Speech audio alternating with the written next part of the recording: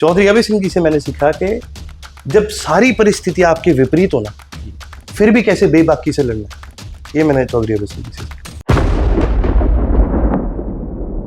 निर्दलीय विधायक है देवेंद्र कादियान गन्नौर से, आपके बहुत अच्छे साथी हैं। उन्होंने भी पहले भी सवाल उठाए, हालांकि आपकी तरफ से कहा गया, अभय सिंह चौटाला की तरफ से कहा गया कि हम उनको मान आने का दावा करेंगे, नोटिस भेजेंगे, ये तमाम बातें, लेकिन बावजूद इसके उन्होंने फिर दोबारा अपने बयान को रिपीट किया और वो अपने बयान पे अडिग है। देवेंद्र कादियान का साफ साफ ये कहना है कि जब सतीश नांदल को बनाया जा रहा था उम्मीदवार राज्यसभा के लिए, तो इनेलो के दोनों विधायकों ने सहमति जताई थी, हाँ भरी थी उस टाइम, लेकिन बाद में वो मुकर गए। और जब भी अब हम मिलते हैं, यानी कि आप और देवेंद्र कादियान जब मिलते हैं, उन्होंने ऑन रिकॉर्ड ये स्टेटमेंट दे रखी है, तो मैं कई बार मजाक में कहता हूँ कि यार पलटी क्यों मार गए, जब आपने जुबान दे दी थी, हाँ भर ली थी, तो आप मुकर कैसे गए, खुल के वो बोल रहे हैं।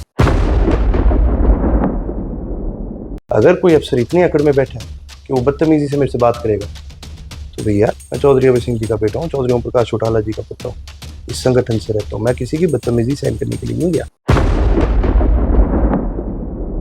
गोपाल कांडा का बयान आता है चुनाव के बाद, और बहुत बार कांग्रेस वाले इस बात को बार बार दोहराते हैं कि भाई गोपाल कांडा का वीडियो ये बताने के लिए काफी है कि भाई इनेलो और बीजेपी जो मिलकर चुनाव लड़े थे। भाई गोपाल कांडा कहते मेरे पास खट्टर साहब का फोन आया कि भाई रानिया वाली सीट और थोड़ा ध्यान रखना। इस पर आज तक जो है इनेलो की तरफ से कोई इस तरह का स्पष्टीकरण, कोई बयान नहीं दिया गया। मेरे को और बतेरे विधायक मिलते हैं जो पता नहीं मेरे परिवार के बारे में क्या क्या गंदा गंदा बोलते हैं आपके सामने, मेरे सामने ना। अच्छा, मेरे सब पीछे से तो पता नहीं कितने ही हैं, सारे बोलते हैं। देश के पहले इकलौते आप विधायक थे जिन्होंने बड़ा खुलकर कहा कि मैं सबसे पहला विधायक हूँ कांग्रेस जनता पार्टी का, लेकिन इस तरह की भी चर्चाएं हुई भाई दिल्ली में जिस तरीके से जंतर मंतर पे उनका प्रदर्शन चल रहा है, काफी दिन हो गए हैं, लेकिन अर्जुन चौटाला अब तक उस प्रदर्शन पर नहीं गए। नेता अकेला कुछ नहीं है, जो है उसके कार्यकर्ता की बदौलत, ठीक है। वो कार्यकर्ता अपने नेता को वहां पहुंचा के बहुत खुश है, वो बदले में कुछ नहीं मांगता, वो इज्जत और मान सम्मान मांगता है। वो इज्जत और मान सम्मान एक कार्यकर्ता को कैसे देंगे, वो चौटाला साहब से। चुनाव से पहले इनेलो की तरफ से पूरे हरियाणा में परिवर्तन यात्रा निकाली गई। इनेलो के नेताओं ने, कार्यकर्ताओं ने खूब पसीना बहाया और अभय सिंह चौटाला हर एक गांव में गए और जहां जहां भी जाते थे लोगों से बकायदा कहलवाते थे भाई परिवर्तन करो, परिवर्तन करो, परिवर्तन करो। 3 बार वो परिवर्तन करो कहलवाते थे। 90 सीटों पर तो परिवर्तन उस तरीके का नहीं दिखा, 3 विधानसभा में परिवर्तन दिखा। डब वाली और रानिया जो सीट है वो जिताकर इनेलो को दे दी, लेकिन ऐलनाबाद में जो है वो अभय सिंह चौटाला को हरा दिया। तो जो ये पूरे हरियाणा में हुआ और खास तौर पर जो ऐलनाबाद में हुआ, तो उसके कारण आपने जानने की कोशिश की भाई इतनी मेहनत के बाद ऐसा क्यों हुआ। दुष्यंत चौटाला बार बार आपके पिताजी चौधरी अभय सिंह चौटाला को नॉन सीरियस पॉलिटिशियन कहते हैं।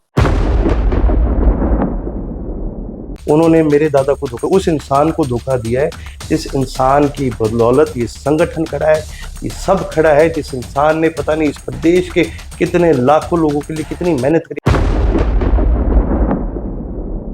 दोस्तों नमस्कार, मैं हूं सुरेंद्र नैन और आज के इस पॉडकास्ट में बेहद खास मेहमान है। फ्रेम में आप देख सकते हैं मेरे साथ रानिया से इनेलो के विधायक अर्जुन सिंह चौटाला है, चौधरी देवीलाल के पड़पोते, बहुत बड़ा देश की राजनीति में परिवार। आप तमाम लोग भली भांति इस परिवार से जो है वो परिचित है।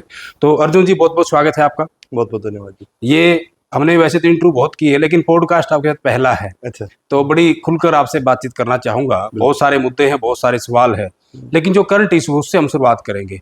चैनल धरना जिस तरीके से चल रहा है, आपकी पार्टी के नेता, आप लोग भी वहां कई बार गए, और जिस तरीके से नया अपडेट आया, कहीं ना कहीं प्रशासन ने जो है, पब्लिक हेल्थ ने काम उसका रुकवा दिया है। जो हांसी बरवाड़ा लाइन है, इसमें नया अपडेट है, बड़ा अपडेट है, तो इसलिए शुरुआत वहां से करना चाहूंगा। पहली बात तो चैन्नत के लोग इतने दिनों से जो पानी की मांग को लेकर बैठे थे, और उसके बाद जो एक पाइपलाइन हांसी शहर की तरफ आ रही थी, उसका इस तरीके से अचानक काम रुकवा दिया जाना आप कैसे देखते हैं, जबकि ये आंदोलन जो है वो बड़ा आंदोलन का रूप लेता जा रहा था।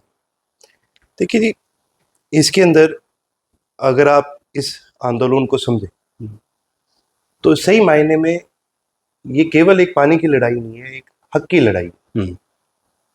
देखिए जी, एक राइट ऑफ वे एक होता है, इसके अंदर अगर आप कहीं से भी पानी लेके जा रहे हैं, अगर आप अंडरग्राउंड लेके जा रहे हैं, तो आपका हक बनता है वो ले जाने का।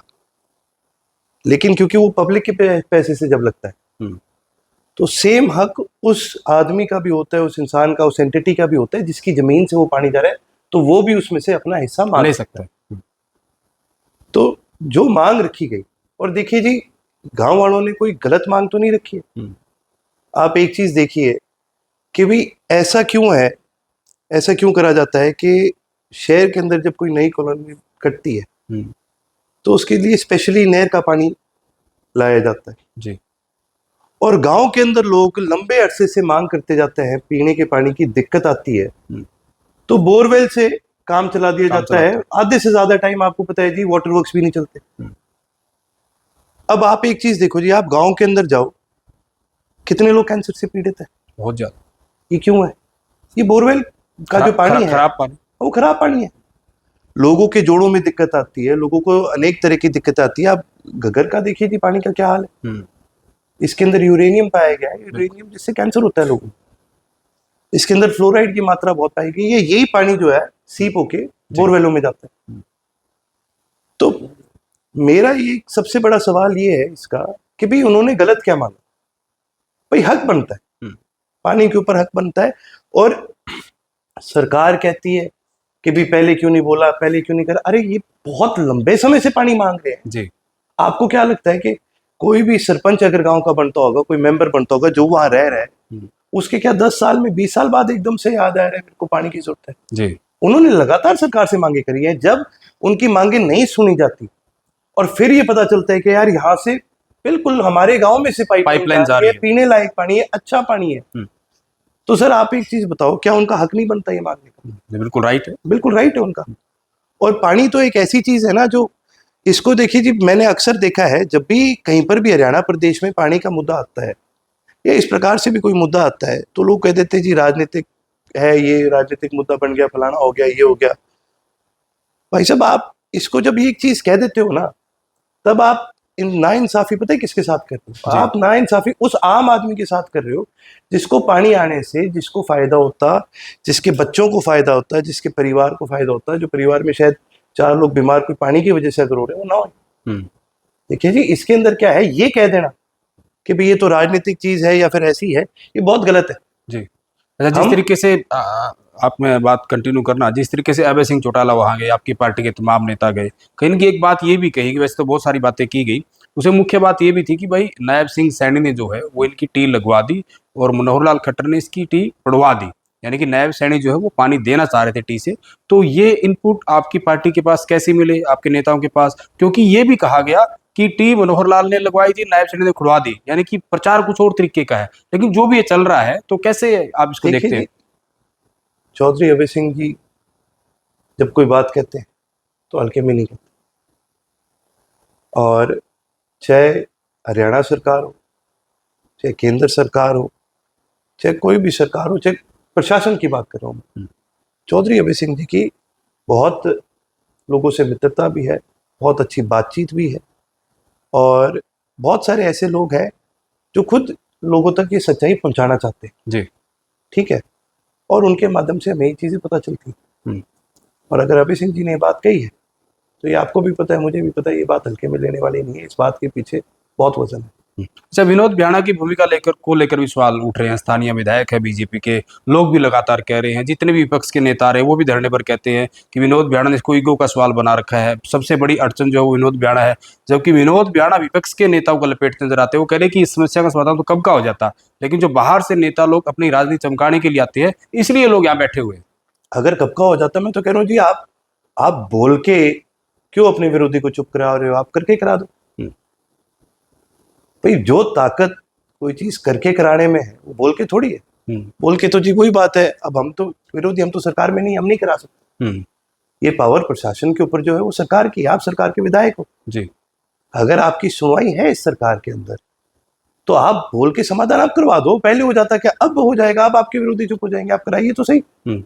अच्छा, इसी के साथ ही अर्जुन जी, एक और बड़ा मुद्दा, कोकरोच जनता पार्टी जिस तरीके से बनी, और देश के पहले इकलौते आप विधायक थे जिन्होंने बड़ा खुलकर कहा कि मैं सबसे पहला विधायक हूँ कोकरोच जनता पार्टी का। लेकिन इस तरह की भी चर्चाएं हुई भाई, दिल्ली में जिस तरीके से जंतर मंतर पे उनका प्रदर्शन चल रहा है, काफी दिन हो गए हैं, लेकिन अर्जुन चौटाला अब तक उस प्रदर्शन पर नहीं गए।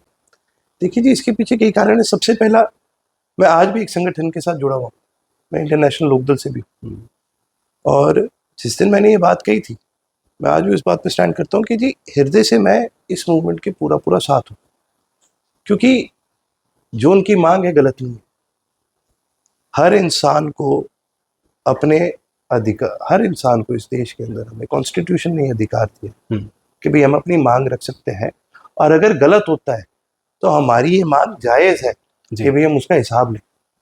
नीट का पेपर लीक हुआ सर, ठीक है, आप एक चीज देखिए, पहली बार हुआ है, पहली बार तो नहीं, बहुत दफा हुआ है।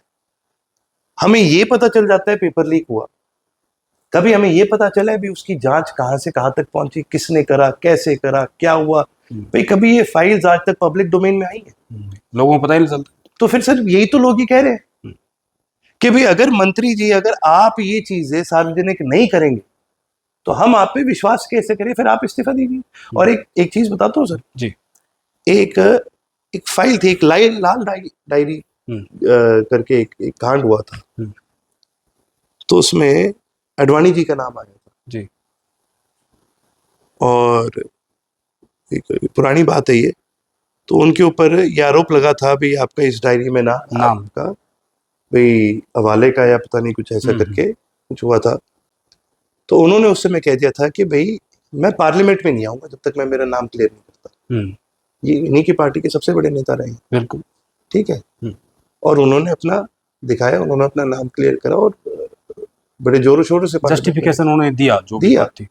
आप जब पब्लिक रिप्रेजेंटेटिव होते हो तो देखिए जी, आपको जस्टिफिकेशन तो देनी पड़ेगी।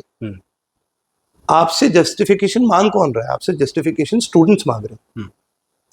आपका डिपार्टमेंट डायरेक्टली उन बच्चों के साथ डील करता है, उन बच्चों की जिंदगी के साथ डील करता है, तो आप दीजिए जस्टिफिकेशन। आप पूरी तरह से, आप बयान ना दीजिए ना सर, आप पूरी तरह से फुल जस्टिफिकेशन दीजिए, सारे पेपर रिलीज करिए, बताइए क्या बात हुई, क्या हुआ, क्या कार्रवाई हुई, किस तरह से भाई इन ये चीजें ना हो भविष्य में आप रोक रहे हैं। सर आप एक चीज देखिए, ये तो कुछ नहीं सर, देश में पहली बार ऐसा हुआ होगा कि 11वीं 12वीं 10वीं के बच्चे सड़कों पर आ गए। भाई साहब, एआई से आप राइटिंग, आप बच्चों की हैंड राइटिंग कैसे चेक करा सकते हो? आप उनके बोर्ड के पेपर कैसे चेक करा सकते हो? अगर आपको कोई रिफाइनमेंट लानी है तो आप ऑब्जेक्टिव टाइप क्वेश्चन लगाने शुरू कर दो जी, ठीक है। आप वो तरीका बदलिए ताकि, ठीक है आप चाहते हो कंप्यूटर से चेकिंग हो, बिल्कुल हो सकती है, जैसे बाकी पेपर्स में होता है, ऑब्जेक्टिव टाइप क्वेश्चंस होते हैं वो सॉल्व करने होते हैं, वो आप वो करवाइए। लेकिन सर मैं आपको मेरे पर्सनल एक्सपीरियंस से बता रहा हूँ जी, कभी भी हमारे स्कूल में एग्जाम होता था ना, मेरे 5 नंबर फालतू कटते ही करते थे, मेरी हैंडराइटिंग इतनी खराब थी। जो टीचर मेरे को 4 साल से पढ़ा रही है जी, वो मेरी हैंडराइटिंग अभी तक उनको दिक्कत आ रही है पढ़ने में। आपको लगता है वो कंप्यूटर पढ़ लेगा? बिल्कुल भी नहीं। देखिए हर बच्चे की राइटिंग अच्छी नहीं होगी, ये सोचने की बड़ी बात है, बहुत बेसिक चीज है। तो ये कह देना कि भाई एआई है तो भाई हर चीज में एआई है, ये कर लिया वो कर लिया, देखिए जी अगर आपने नीति कोई गलत बनाई है तो उसकी जस्टिफिकेशन मांगना भी तो हक है ना, बिल्कुल हक है कि नहीं है।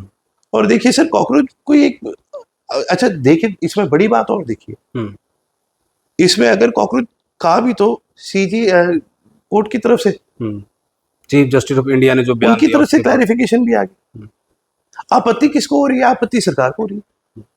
इस्तीफा मांग रहे हैं ना, सरकार का शिक्षा मंत्री का इस्तीफा मांग रहे हैं। इस्तीफा तो मांग रहे हैं, ठीक है, लेकिन आप ये देखिए ना, हर आप इन्होंने इन बच्चों को कहा कितना गंदा गंदा है। जो कोई भी बच्चे ने आके, और सोशल मीडिया पे सर आप एक चीज ये देखो कि जो ये बच्चे मान लो इतने मिलियन फॉलोअर आए हैं, ठीक है, ये किनके बच्चे हैं? आम जनता है, आम, ये अपने बच्चे हैं। आप इन्हीं को ही माड़ा बोल रहे हो। आप बोल रहे हो इन्होंने फिर बाद में क्या बोला, यही है जिन्होंने देश का नाश करा है, ये करा है, वो करा है, सबके लिए बोला ना। एक के लिए, खाली एक अभिजीत के लिए नहीं बोला, एक सोनम वांगचुक के लिए नहीं बोला, कोई एक मेरे लिए नहीं बोला, इन सबके लिए बोला है जी। सरकार लगातार अटैक करते जा रही है। सर आप एक चीज बताओ, अगर मान लो मैं आप कोई सवाल करो और आप ही को गाली दी जाए, कब तक सुनोगे?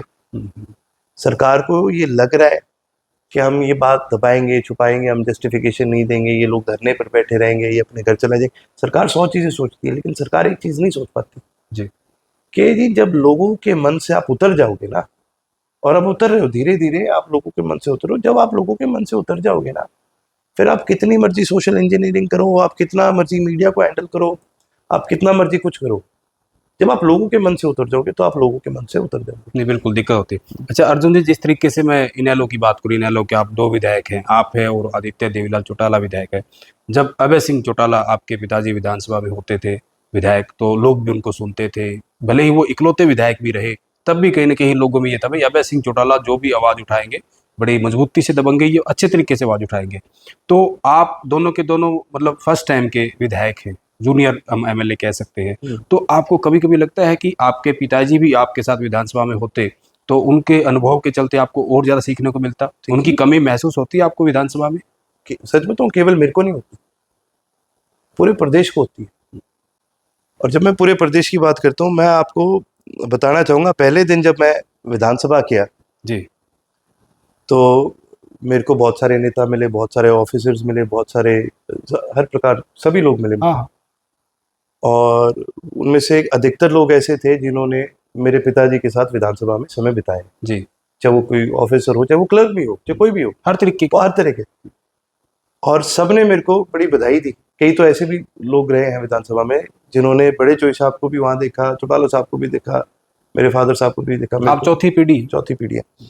तो उन्होंने बड़ी बधाई दी कि सबने मेरे को एक चीज कही कि जी अभय सिंह जी की कमी हमें बड़ी खटकती है, और ये एक सच्चाई है। क्योंकि देखिए जी, जितना मान लो मैं जितना ट्राई करूं, हालांकि मैंने ये नहीं कहूंगा कि भाई मैंने कोई अपनी तरफ से कमी छोड़ी है, लेकिन जो अनुभव चौधरी अभय सिंह जी का है, जो उनकी बात में वजन है, जो एक्सपीरियंस है, और जो सीनियोरिटी उनकी है। देखिए जी, विधानसभा भी आप एक चीज लगा लीजिए, कोई स्कूल के क्लासरूम की तरह है। कोई फर्स्ट क्लास का होता है, कोई सेकंड का होता है, कोई थर्ड का, फोर्थ का। तो विधानसभा में भी एक सीनियोरिटी होती है। सीनियर जो नेता रहे हैं उनकी एक अलग रिस्पेक्ट भी होती है, उनकी बात में वजन भी होता है, प्रोटोकॉल के हिसाब से, प्रोटोकॉल के हिसाब से भी होता है। तो एक जाहिर सी बात है जी, उनके आने से हमेशा हमें एक बहुत बड़ा, मैं बहुत शब्द यूज करूं, मेरे को लगता है वो भी छोटा है, बहुत ही ज्यादा बड़ा बूस्ट मिलता है, कमी महसूस होती है। अच्छा, जिस तरीके से अर्जुन जी मैं बात करूं, जो जो मुद्दे कहने की पिछले दिनों में आए, या फिर जब से तीसरी बार सरकार बीजेपी आई तब से आए, तो इनेलो को देखा जाता है भाई, इनेलो मुख्य रूप से सड़कों पे उतरती है और आंदोलन भी करती है, और कहीं न कहीं काफ़ी बातें सरकार ने मानी भी है। ये भी एक उदाहरण है, तमाम लोगों को पता, चाहे पेंशन की बात हो, बिजली की बात हो, या पानी की बात हो, कई ऐसे मुद्दे रहे हैं। लेकिन कांग्रेस जो मुख्य विपक्षी पार्टी है, 37 विधायक जिताकर दिए थे जनता ने, तो कहीं न कहीं जब वो नज़र नहीं आते तो उन पर भी सवाल खड़ा जाता है। अभी कुछ दिन पहले जिस तरीके से दीपेंद्र सिंह हुड्डा कुरुक्षेत्र गए, उन्होंने वहाँ मुख्यमंत्री आवास का घेराव किया युवाओं के साथ, और कहा कि भाई वाटर कैनन का प्रयोग हुआ, कहा भाई छाती में हमारे मारो, सीधा ये छाती गड़ा के खड़े होगी, पानी मारो। तो मतलब वो भी कहीं न कहीं अपनी उपस्थिति दर्ज करा रहे युवाओं में। वो छाती करके इसलिए नहीं खड़े होते जी, वो करके इसलिए खड़े होते हैं, उनको गर्मी ज्यादा लग रही होती है। वो तो कहते हैं कि जी पानी छोड़ दो थोड़ा हमारे कह रहे कि मारो, सीधा मारो। तो तभी तो कह रहे। आप एक चीज देखिए जी, पूरे प्रदेश में यदि कोई संगठन है जिसने लगातार, चाहे गर्मी हो, चाहे सर्दी हो, चाहे बारिश हो, हमें फर्क नहीं पड़ता, हमारा इकलौता संगठन है जिसका कार्यकर्ता दिन रात सड़कों पर मेहनत करता है, जाता है, लोगों की बातें सुनता है, और हम फिर इकट्ठे होकर के वो बात लोगों तक ले जाने का काम करते हैं, सरकार का घेराव करने का काम करते हैं। आप एक चीज देखिए जी, ये बड़ी हंसी की बात है कि विधानसभा में, ये विधानसभा के बाहर बैठते हैं, अलग से विधानसभा चलाते, पैरेलल चलाते हैं। जी जी जी। और उसमें ये अपनी कहते हैं कि हमें बात नहीं रखने दे रहे, अपनी बात रखने की वो करते हैं। आप पत्रकार साथी हैं, आपने पूरा दिन की अगर आप दिनचर्या देखें, और भी पत्रकार साथी है, सबने देखी जी, इनको टाइम बहुत मिलता है कांग्रेस वालों को। आप एक चीज देखिए जी, विधानसभा का एक रूल है जी, ठीक है, जो टाइम जो अलॉट होता है ना, जितने भी घंटे विधानसभा चलेगी या जितने भी देर कोई भी बिजनेस चलेगी, उसके अंदर एक अलॉटेड टाइम होता है जी, कि भी इतने, अगर 4 घंटे अगर विधानसभा चलेगी तो 90 विधायकों के हिसाब से वो टाइम अलॉट होता है। अभी इसी की कमेटी में सारा तय हो जाता है, सारा तय हो जाता है। हुड्डा साहब भी आते हैं उसमें। और क्या कहते हैं, अगर चलो सरकार के पास ज्यादा टाइम होगा, लेकिन विपक्ष को, अगर सरकार को 3 घंटे मिल रहे हैं तो विपक्ष को कम से कम 2 से 2.5 घंटे मिलते ही मिलते हैं जी। आप मेरे को ये बताइए जी, कौन सी ऐसी बात है जो आप 2-2.5 घंटे में नहीं रख सकते? आप तब क्यों नहीं बोलते? मेरे को तो 10 मिनट मिलते हैं सर बोलने के लिए। मैं कौन सी बात है जो नहीं रखता? कोई एक मुद्दा बताइए। ये तो भाग के चले जाते हैं, ये तो उठ के चले जाते हैं कितनी बार ऐसे हुआ है कि ये उठ के चले जाते हैं, ये नारेबाजी वॉकआउट कर देते हैं। वॉकआउट कर देते हैं, कहते हैं जी नशे पे बात नहीं करते, फलाने पे नहीं करते। ये जब जीरो आवर होता है तब तुम क्या झक मार रहे होते हो। मैं आपको एक और चीज मजे की बताता हूँ जी। पहला दिन जब विधानसभा का लगा, मैं बिल्कुल पहला जब सत्र था, तो जीरो आवर के लिए क्या है कि जीरो आवर में हर विधायक को 5 मिनट अलॉट होते हैं दिए जाते हैं। और उस 5 मिनट में वो विधायक जो भी कोई जरूरी मुद्दा उसको लगता है वो उस मुद्दे की बात रख सकता है, जो भी उसके लिए जरूरी है, जो भी उसको लगता है कि भी प्रदेश के लिए या मेरे हल्के के लिए जो भी है वो रख सकता है। तो भी जाहिर सी बात है जी, 1 घंटे का समय होता है, सबको समय नहीं मिल सकता, तो इसके अंदर एक लॉटरी सिस्टम होता है कि भी आप पर्ची डालो, पर्ची निकलती है, जिसका नाम आ गया वो बोलेगा। अब पहले दिन जब ये पर्चियां निकली तो आप सोचो टोटल में कितनी इसके अंदर पर्चियां गई, सिर्फ 6। 1 घंटे के अंदर वैसे तो लगभग 20 लोग बोल सकते, लेकिन 6 को ही वो टोटल में ही 6 लोगों ने अपना नाम दिया। उन 6 में से मैं था जी, आदित्य देवीलाल जी थे, ठीक है, और जो बाकी जो 4 विधायक थे वो पुराने लोकदली थे। अच्छा, ठीक है, और भले ही अलग पार्टी में हो, लेकिन आपसे भले ही अलग पार्टी में हो, हाँ। वो चारों के चारों पुराने लोकदली थे। क्योंकि हमें ये एक्सपीरियंस देखो जी, चौटाला साहब से, चौधरी अभय सिंह जी से हमें मिला है कि जब तुम्हें बात रखने का मौका मिलता है तो रखो। अभी जनता की आवाज उठाने के लिए वहां भेजती जनता, आप बाहर क्यों जा रहे हो। कई विधायक तो जब ये वॉकआउट कर रहे होते हैं ना कांग्रेस वाले, वो जाते जाते कह के चले जाते हैं कि जी ये गलत कर रहे हैं हमारे वाले, हमें यहाँ रखनी चाहिए बात। और रखो आप, अरे आप 37 विधायक हो, जोर मारो यार, रखो अपनी आवाज जी। हमारे 37 विधायक जब हमारे 32 थे, चौधरी ओम प्रकाश चौटाला जी लीडर ऑपोजिशन थे, क्या हिम्मत थी किसी की सरकार के अंदर कि भाई वो उनकी सवालों को जवाब ना दे सके। इतना बड़ा संगठन, ये चलो कहते हैं अब तो चलो 37 भी निकल नहीं रहे, 5 तो होली अलग, बाकी 4 भी पता नहीं कब हो जाएंगे, इनका चलो यही एक अलग मैटर है। लेकिन आप एक चीज देखिए ना, ये मतलब ये कोई विपक्ष की कोई भूमिका है। लेकिन फिर भी अर्जुन जी, जिस तरीके से आपने बताया भाई हमारे विधायक आवाज उठाते हैं, या जो पुराने लोकदलीय भले अलग पार्टी में हो वो भी आवाज उठाते हैं, लेकिन कहीं नहीं कांग्रेस जो है वो लगातार इनेलो को बीजेपी की बी टीम बताती रहती है, इनेलो सड़कों पर भी दिखती है, तमाम बातें हैं, लेकिन कोई भी कांग्रेस का नेता हो, चाहे भूपेंद्र सिंह हुड्डा हो या कोई और भी कांग्रेस का नेता हो, या हिसार से सांसद हो जयप्रकाश जेपी, लगातार कहीं ना कहीं इनेलो को जो है वो बीजेपी की बी टीम बताते हैं। देखिए जी, दुनिया में ना 2 किस्म के लोग होते हैं भाई। एक वो होता है जो देखता है कि यार मैंने इस ऊंचाई पर जाना है, मैंने पुरानी जगह जाना है, या कोई फलाना बंदा है भाई मैंने उस पोजीशन तक जाना, तो वो कहता है यार मैं अपने आप को इतना काबिल बनाऊंगा जी कि मैं वहां तक पहुंच सकूं। और एक होता है जो कहता है यार मैं इतना काबिल तो बन नहीं सकता, हाँ मैं अगले की बुराई इतनी करूंगा, ठीक है, कि लोगों की नजर में वो गिरते हैं। मैं कांग्रेस से सीधी सीधी बात कहूंगा भैया, आप ये टीम की बात करते हैं, जब हमारे 9 विधायक राज्यसभा का चुनाव हुआ, हमारे 9 के 9 विधायकों ने एक तरफा वोट किया। जब हमारे 32 विधायक थे, राज्यसभा का चुनाव हुआ, 32 के 32 विधायकों ने एक तरफा वोट किया। जब हमारे 20 विधायक थे, 21 विधायक थे जी, 21 के 21 ने एक तरफा वोट किया। ना तो जब इनके 20 थे इन्होंने कभी एक तरफा वोट किया, ना जब इनके 37 थे तब इन्होंने एक तरफा वोट किया। तो सर इसमें कौन दोषी। ये बात करते हैं, पर बात करना बहुत आसान है जी, आप करके दिखाओ। आपके 37 विधायक हैं, आपके 5 विधायक चले गए, आपके 4 का वोट कैंसिल हो गया, आप बाल बाल बचे हो अपना एक एमपी बढ़ाते बढ़ाते। बिल्कुल एक वोट से और वो भी बीजेपी का एक वोट रद्द हो गया। उनका ना होता तो क्या होता। और फिर भी कोस किसको रहे, ये हमें कोस रहे हैं जो वोट गिरने भी नहीं गए, इनको तकलीफ फिर भी हमसे है जी। भाई किस बात की तकलीफ है। तुम्हें इस बात से तकलीफ है कि हमने तुम्हें वोट नहीं कराया, तुम अपने संभाल लो ना 5, तुम अपने वो 4 संभाल लो जिनके वोट रद्द हुए। तुम लेके गए थे शिमला, उनको ट्रेनिंग कराई बड़ी लंबी चौड़ी के, ओ हम तो शिमला लेके जा रहे हैं सिखाएंगे, उनको ये नहीं सिखाया तुमने एक डंडी कैसे मारनी जो 4 के रद्द हो गए। सिंपल फॉर्मूला था, बहुत सिंपल फॉर्मूला था। और इनको तो कोई सेकंड चॉइस भी नहीं करनी, इनको तो एक ही चॉइस करनी है उसके अंदर। अब एक और बताता हूँ आप जी, जो पेपर होता है जिसके ऊपर वोट कास्ट करा जाता है, हम्म। बैलेट पेपर होता है, उसका सीरियल नंबर होता है। जी ठीक है, वोटर साहब किसको पागल बना रहे हैं? क्या हम हमारे संगठन ने क्या चुनाव नहीं करे राज्यसभा के? क्या चौधरी अभय सिंह जी ने चुनाव नहीं करे? बहुत दफा। बहुत करे। हर बैलेट पेपर के ऊपर सीरियल नंबर होता है, हम्म। और जो इलेक्शन एजेंट होता है उसका काम और क्या है? इसीलिए जाते हैं वहाँ। वो इसीलिए जाता है, वो सीरियल नंबर नोट करता है। अगर मान लो फलाना बंदा आया, हम्म। उसने दिखाया जी ये मेरा वोट है, तो मैं सीरियल नंबर नोट कर लूंगा और मैं देख लूंगा, हाँ भाई ठीक है, सीरियल नंबर के आगे मैं नाम लगा दूंगा, भाई फलाना बंदे का मार्क हो गया। जी। तो जब कैंसिल हुए तो फिर उनको पता नहीं है किसके कैंसिल हुए, हम्म। या करे नहीं जबरदस्ती, क्या कारण है वो तो वो बताएंगे। आपने कई दफा बोला कि वोट बिके हैं, आपने कई इंटरव्यू में रेट भी बताया भाई कितने कितने करोड़ में, ऐसी चर्चाएं हैं, लेकिन वो मानने को तैयार नहीं है। वो कह रहे भाई टूट फूट, जो कि ठीक है, जिन लोगों ने विश्वासघात किया उनको पार्टी से निलंबित कर दिया, 5 विधायकों को। 4 वोट जो है अब तक उनका बताया नहीं कि वो 4 लोग हैं कौन।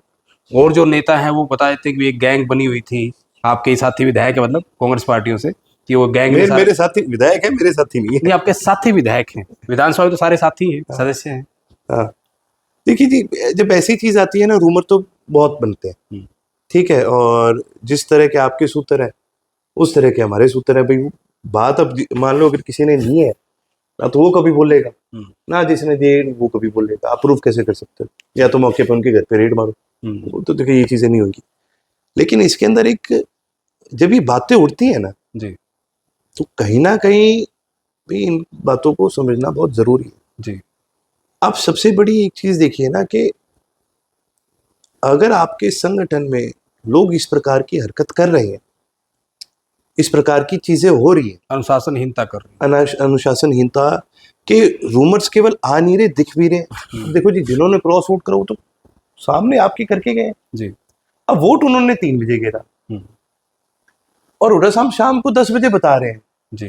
कि जी क्रॉस वोट हुए हैं। जब आपका पहला क्रॉस वोट हुआ, देखो मैं रूमर्स पे नहीं जाऊंगा, मैं एक बड़ी सिंपल सी बात कहूंगा। फैक्ट है ये तो। हाँ, ये तो फैक्ट है भाई। ऐसा तो है नहीं कि पांचों के पांचों इकट्ठे दिखा के आपको गए, एक एक करके आते हैं सारे। तो जब आपका पहला जो क्रॉस वोट आया, आपके साथ एक और एजेंट थे, आपने देख लिया कि भाई सिस्टम में दिक्कत है, जो भी संगठन में दिक्कत है, आप उनको कहते हैं कि जी आप यहाँ बैठो, मैं बाहर संभाल के आता हूँ।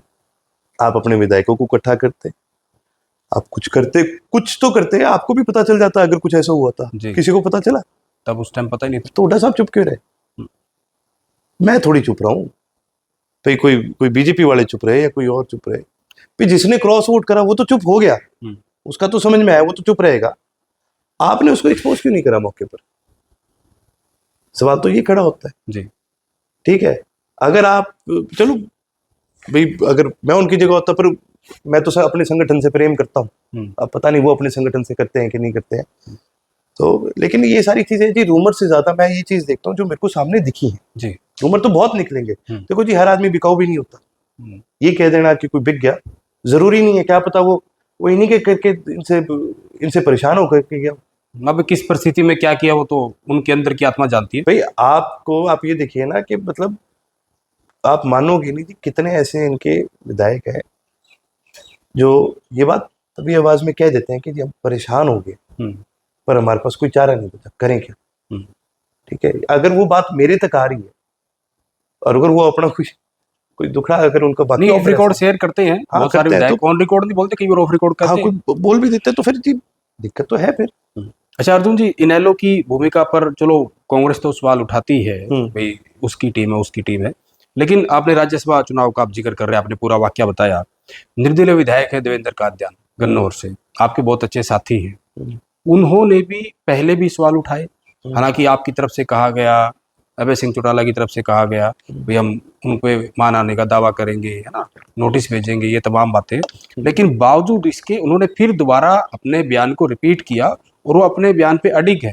देवेंद्र कादयान का साफ साफ ये कहना है कि जब सतीश नांदल को बनाया जा रहा था उम्मीदवार राज्यसभा के लिए, तो इनेलो के दोनों विधायकों ने सहमति जताई थी, हाँ भरी थी उस टाइम, लेकिन बाद में मुकर गए। और जब भी अब हम मिलते हैं, यानी कि आप और देवेंद्र कादयान जब मिलते हैं, उन्होंने ऑन रिकॉर्ड ये स्टेटमेंट दे रखी है, तो मैं कई बार मजाक में कहता हूँ कि यार पलटी क्यों मार गए, जब आपने जुबान दे दी थी, हाँ भर ली थी, तो आप मुकर कैसे गए? खुल के वो बोल रहे हैं। देखिए जी, इसमें आपको 2 चीजें बताता हूँ। बड़ी बेसिक है। एक आपने कभी चुनाव कवर करा है? हाँ करती है तो। करते ही हो आप, तो लगातार करते हो। तो जो नेता चुनाव लड़ रहा होता है, बहुत कम नेता होंगे जिनको वाकई में अपनी स्थिति एग्जैक्ट पता होती है। 90% को पता होता है हम कहाँ खड़े हैं, क्या कर रहे हैं। क्योंकि हर इंसान को ये लगता है कि यार मैं ही जीत रहा हूँ। हाँ, जीत की उम्मीद लेके चलते हैं, वही सुबह से निकलते हैं प्रचार कर। सुबह से लेके निकलते हैं, वो यही सोच के निकलते हैं कि भी जीत तो मैं ही हूँ। तो बात तो वही आ गई कि पहली बात तो देवेंद्र जी अगर ये बात बोलते हैं नॉमिनेशन में क्या मैं था, क्या इन लोग के कोई भी विधायक था वहां पर? 3 निर्दलीय विधायक थे। मैं था वहां पर? नहीं। आदित्य जी थे वहां पर? नहीं। तो हमने तो नॉमिनेट तक नहीं कराया, फिर काहे की सहमति?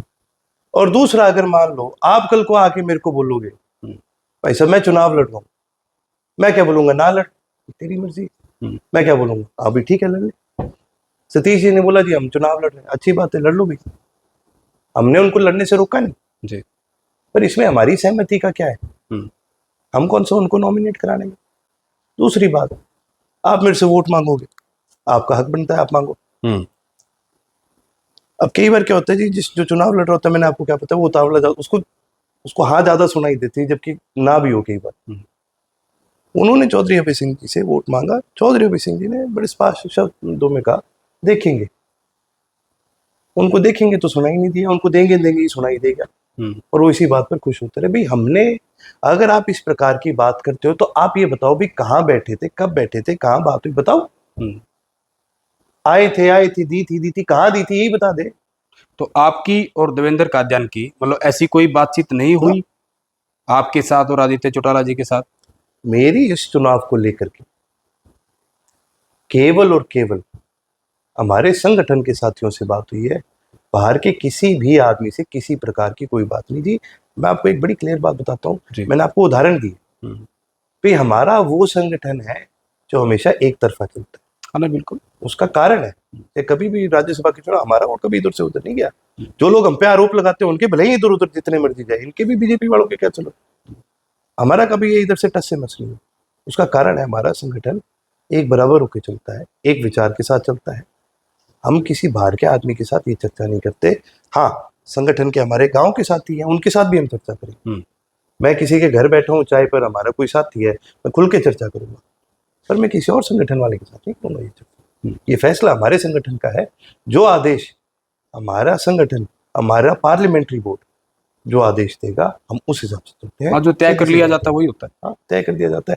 मेरी कोई हामी ना तो मैंने कभी पहले दी ना आती। और हमारा संगठन देखो जी, चौधरी अभय सिंह जी ने इस चुनाव के शुरू होने से जब हुआ था, उन्होंने बहुत नॉमिनेशन वाले दिन ही उन्होंने बहुत क्लियर कट एक बात कही थी, अगर आपको ध्यान हो जी, कि मैं मेरे संगठन के सभी साथियों से बात करूंगा, हम गांव जाएंगे, हम लोगों से पूछेंगे, लोग क्या कहेंगे वो फैसला लेंगे। ये बात कही थी कि नहीं? बिल्कुल बोली, खुल के बोली, मीडिया में बोली, खुल के बोली। तो आपको सुनाई नहीं दिया तब जब ये बोला था?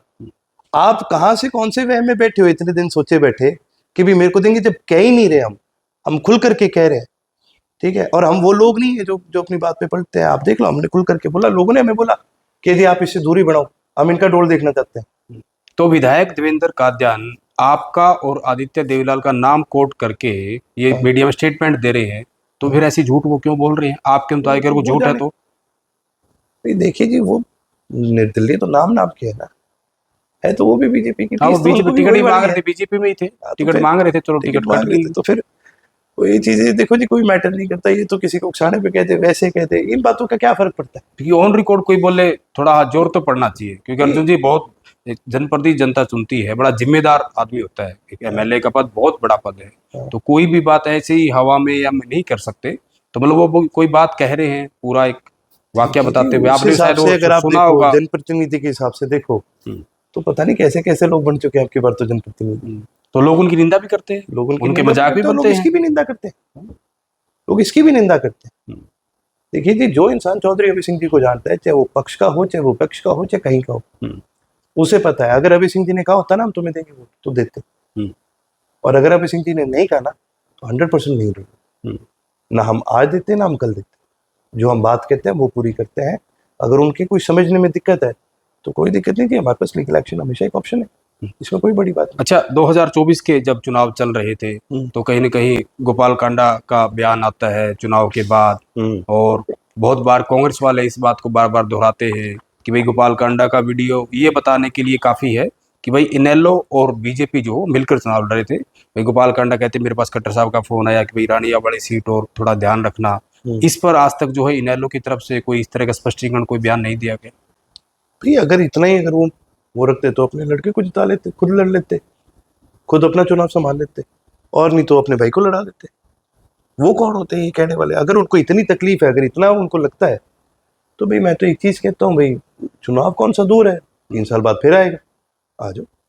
नहीं, आपका समझौता था ना, लोगों ने सवाल तो खड़े किए भाई ना। हमारा समझौता था, इसमें सिरसा में कैंडिडेट विड्रॉ कर लिया इसमें बीजेपी कोई ने। शक नहीं, इसमें कोई शक नहीं। हमारा समझौता तो कौन सा हमने छुप के समझौता करे, हमने खुल के हाँ था, करा। बिल्कुल था, एक साथ प्रचार किया। हाँ, और अभय सिंह जी ने मेक श्योर करा, जब आप गोपाल कांडा जी के साथ करा, उनको बैठ करके ये बात अच्छी तरह से समझाई कि भाई कल को साथ होंगे, अगर हम जीतते हैं तो हम बीजेपी के साथ नहीं जाएंगे। ये बात गोपाल कांडा जी ने बाद में रिएटरेट भी करी कि नहीं करी जी।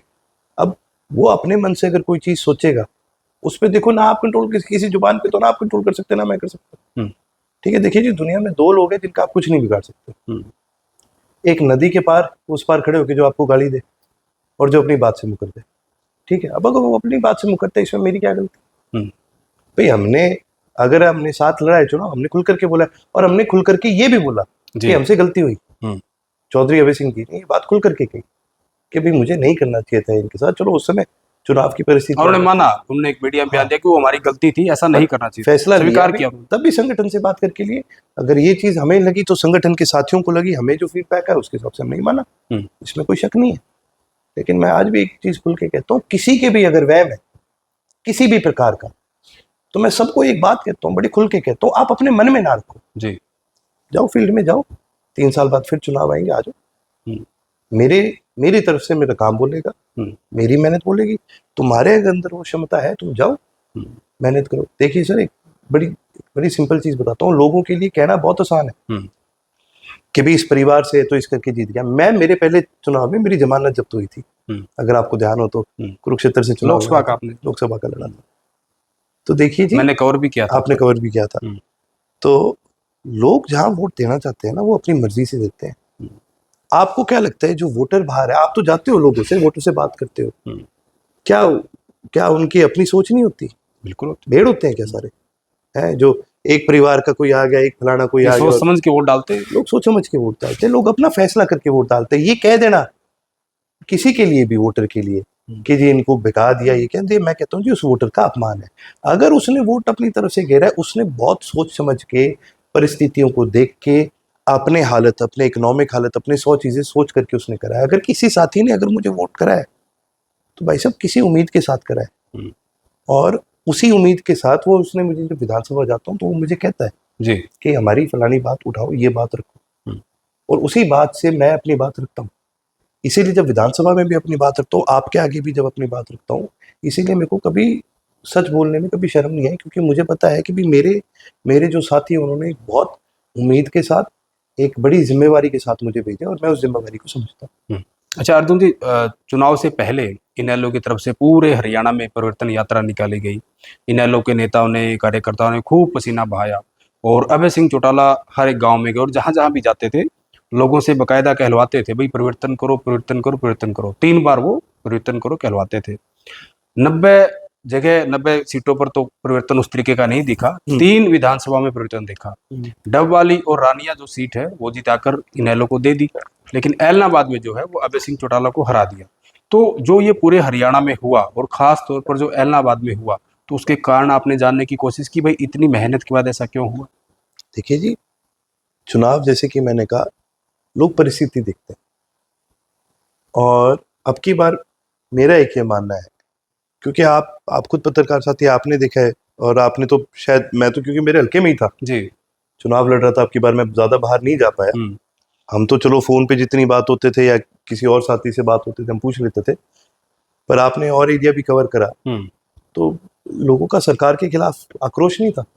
खूब था, बहुत ज्यादा था, बहुत भयंकर था, बदलने के मूड में थे, बिल्कुल बदलने के मूड। उसके बावजूद ये सरकार रिपीट कर जाती है, क्या कारण रहा होगा ऐसा? आप सोचिए, एक कहीं ना कहीं लोगों के बिल्कुल ऐन मौके पर ये बात शायद उनकी कहीं आई कि यार ये तो दूसरी तरफ और दिक्कत हो जाएगी। यहाँ दिक्कत है, ये तो पूरे प्रदेश ने जाहिर कर दिया। कोई भी एग्जिट पोल जी सरकार को दिखा नहीं रहा था कि लोग तो टिकट लेने से मना करके थे हाँ, बीजेपी बिल्कुल। की, बिल्कुल ये सच्चाई है। हुआ था ऐसा। हाँ, तो लोगों का गुस्सा था, हम्म। ये घबराए हुए थे।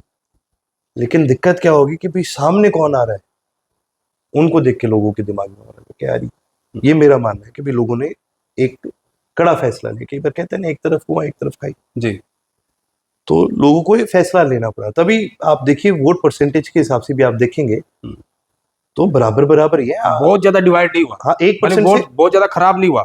हाँ, लोगों ने दो ही जगह वोट डाला, या तो भाई जो जीत रहा है या उसको कोई हरा सकता है। आप सोचो ना, आप ये मेरा एक मानना है। आप देखो 40 पॉइंट कुछ परसेंट बीजेपी को मिले और जी। लगभग 40 पॉइंट कुछ परसेंट, हम्म। मतलब 1% से कम का इन दोनों का है। फासला था। 22,000 वोटों का फर्क है। 22,000 वोट कांग्रेस को मिल जाते पूरे हरियाणा में तो बहुमत आ जाता उनका। ठीक है, अब इसको मैं एक उस नजरिए से देखता हूं कि जी आपने जाना है, एक तरफ कुआं एक तरफ खाई, आप बोलोगे मरना दोनों तरफ है, ठीक है, तो टॉस ही कर लेते हैं। तो ये वो टॉस का नतीजा है जो एकदम 50-50 आया। थोड़ा सा ही फर्क है, इतना ज्यादा मार्जिन नहीं है। और जहां बात करते हैं हमारे संगठन की, तो देखिए जी हमारे संगठन में बहुत बड़ा परिवर्तन है। जहां आप एक चीज देखिए, हमारा संगठन बिल्कुल एक तरफ से कमजोर हो चुका था, हमने दोबारा ताकत गेन की। हम चुनाव के अंदर एक लड़ने वाली फोर्स बने, एक बड़ी फोर्स बने। हमने परसेंटेज में एक बहुत बड़ा गेन करा, ठीक है, लगभग 3 गुना हमारा परसेंटेज में गेन हुआ। हमारे जहाँ शायद से एक सीट आप कोई भी काउंट करता, वहाँ 3 काउंट करे थे। इलाहाबाद भी बहुत कम लोगों ने उम्मीद करी थी कि भाई ये लॉस होगा। हाँ, ऐसा हो सकता है। हाँ, ठीक है, तो उस प्रकार से देखा जाए हमने गेन बहुत करा है। लेकिन संगठन को जी देखो, कोई भी चीज जब आप बनाते हो ना, एक रातों रात नहीं बनती, दिन रात बनती है। वो तब की मेहनत है जो आज आपको दिख रही है। शुरू में आपने क्या बात की जी, आपने यही बात की ना, सड़कों पे कौन दिखता है, बिल्कुल। नहीं दिखती। ये तो और कोई छुपा हुआ नहीं है, तमाम लोग देखते हैं। तमाम लोग जो आप देखते हैं। प्रदर्शन करते हो मीडिया में, सब लोग तो वो तब की करी हुई मेहनत है। चौधरी अभय सिंह जी ने गांव गांव जाके वोटर नहीं खड़े करे, उन्होंने संगठन में लोगों को जोड़ा है। जी, ठीक है, उनके साथ अपनी बात रखी है, उन्होंने विश्वास दिलाया है लोगों को कि भी ये वही संगठन है जो जननायक चौधरी देवीलाल का संगठन। वो विश्वास लोगों के अंदर है। अब आप मेहनत करते हो तो उसमें आपको समय लगता है जी। कोई भी नया संगठन बना, इसको समय लगता है। नहीं, और बिल्कुल। हम दोबारा खड़े हुए हैं। और एक चीज इसके अंदर मैं बड़ा गर्व से कह सकता हूँ, आज भी प्रदेश के अंदर जहाँ कहीं भी राजनीति की चर्चा होती है तो हमेशा लोकदल की होगी हुई। उसका कारण है कि जी चलो, वोट एक अलग चीज है, जैसे कि मैंने कहा लोगों को फैसला करना ठीक था। है, वो लोगों ने देखा कि यार दिक्कत है, अभी लोकदल अभी पूर्ण बहुमत नहीं ला सकती, हम मेहनत करेंगे जी, वो हमारी कमी है, हम वो पूरी करेंगे। पर लोगों की तरफ से कभी आपको हमारे लिए गलत चीज सुनने को नहीं मिलेगी। चौधरी कोई विरोधी कहेगा वो उन तो चलो दिन रात काम है, आम लोगों की तरफ से आपको कभी भी इस संगठन के प्रति, चौधरी अभय सिंह जी के प्रति आपको कभी कोई बुरे शब्द सुनने को नहीं मिलेगा। जी, अर्जुन जी, जैसे मेरे पास कुछ इनपुट्स होते हैं, मैं कुछ पूछता हूँ लोगों से, तो सामने वाला तस्दीक करता है उस बात की, भाई ये सच है झूठ है। 2019 के विधानसभा चुनाव में अभय सिंह चौटाला एलनाबाद की बजाय रानिया चुनाव लड़ना चाहते थे, लेकिन चौटाला साहब ने उस वक्त मना कर दिया और ये कहा कि भाई अगर आप ऐसा कदम उठाते हैं तो एलनाबाद की सीट हमारे हाथ से चली जाएगी, रानिया में तो हमारा फिर भी कोई जीत जाएगा, क्योंकि रानिया सीट जो है वो लोकदल की परंपरागत सीट रही है। वहाँ अधिकतर जो है, चाहे वो रोडी थी पहले या फिर बाद में रानिया बनी 2009 में, तो अधिकतर विधायक जो है वो लोकदल के ही रहे हैं। तो आप जो है अपना एलनाबादी चुनाव लड़िए और रानिया से फिर जो है कोई और लड़ेगा। तो ऐसी कुछ फैसला था? झूठी बात, सच्चाई बताऊं जी, 2019 का बताया मैंने आपको। हाँ हाँ, तो और मैं कब जी जी जी 2019 में चौधरी अभय सिंह जी मुझे लड़ना चाहते थे, क्योंकि उससे एलनाबाद से रानिया से? नहीं, रानिया से। रानिया से, एलनाबाद का तो जी आप जिक्र ही छोड़ दो। ठीक है। ठीक है, कोई कह देना कि नहीं ये जी हर चुनाव से पहले कोई शुरू हो जाता है कि आपकी बार अभय सिंह जी नहीं लड़ी ना। देखिए जी, एलनाबाद आपके मन में या कोई बाहर के आदमी के लिए कोई ये सोचेगा कि भाई ये तो भाई हल्का है, जहां से भी इन्होंने लड़ना है कहीं से लड़ लेते हैं। लोग कई बार तुलना ये कर देते हैं हमारा शायद से कि मेरे भाइयों से कर देते हैं जो बदल बदल के इधर उधर शायद जाते रहते हैं, लेकिन हमने कभी ऐसा नहीं करा। और चौधरी अभय सिंह जी का वो नेचर नहीं है। हमारा एलनाबाद के अंदर हमारे रिश्ते हैं, ठीक है, बनाए हुए रिश्ते हैं। ऐसा ये वो रिश्ते नहीं है जो एकदम से राजनीतिक एकदम से बन गए, ठीक है। आप जिन घरों में जाओगे, आप कभी उनसे मिलोगे, तो आज की नहीं है, पीढ़ियों के हैं, और राजनीतिक नहीं है, सामाजिक है, पारिवारिक रिश्ते हैं, पारिवारिक। सामाजिक रिश्ते। ठीक है चौधरी, ये तो सवाल ही नहीं खड़ा होता। और रही बात रानिया की, तो जिस दिन चौधरी अभय सिंह जी ने क्या कहते हैं ये फैसले लेने, तो उन्होंने मेरे को बोला था भी तेरे कुरुक्षेत्र के अगर तेरे तो वही सेम डॉक्यूमेंट्स लगेंगे तो तेरे तैयार करवा ले। तो मैं, हालांकि मैं तब भी थोड़ा सा हिचकिचाता था, मेरा हमेशा से मन होता था कि मेरे को और काम लगाओ। और तो उस समय उसके बाद दोपहर बाद शाम तक चौधरी रणजीत सिंह जी ने इंडियन नेशनल होटल ज्वाइन कर ली। तो जी जब उन्होंने ज्वाइन कर ली, फिर मेरा तो सवाल ही नहीं उठता, एक बड़ी सिंपल सी बात है। तो अब यहाँ पर वो नहीं था, तो हमारे कैंडिडेट थे कालका से टोनी जी, उनका नॉमिनेशन था अगले दिन। वो अभय सिंह जी को कह ही रहे थे कि जी मेरे नॉमिनेशन ना, तो उन्होंने बोला चलो ठीक है, रणजीत सिंह जी का नॉमिनेशन चौटाला साहब यहाँ से आशीर्वाद देके भेज ही देंगे, और मेरी ड्यूटी लगाई तू भाई कालका। तो मैं कालका चले गया, और रणजीत सिंह जी मेरे ख्याल ओटू तक पहुंचे थे, कहाँ तक पहुंचे थे, उसके बाद गाड़ी उन्होंने वापस मोड़ ली। वो क्या पेशेंट हुआ, वही थोड़ा बताओ, हालांकि बात पुरानी होगी, लेकिन जब इतना कुछ हो गया था, और जब चौटाला साहब के सामने कोई बात हुई हो, देखिए जी, उसको इस तरीके से असल में क्या था, कहीं ना कहीं जो मुझे लगता है, अब देखो जी उनके मन की बात है, वो बताए भी उन्होंने क्यों वापसी करी, क्योंकि हम उनके पास नहीं गए जी, वो हमारे पास आए थे, साफ बात है।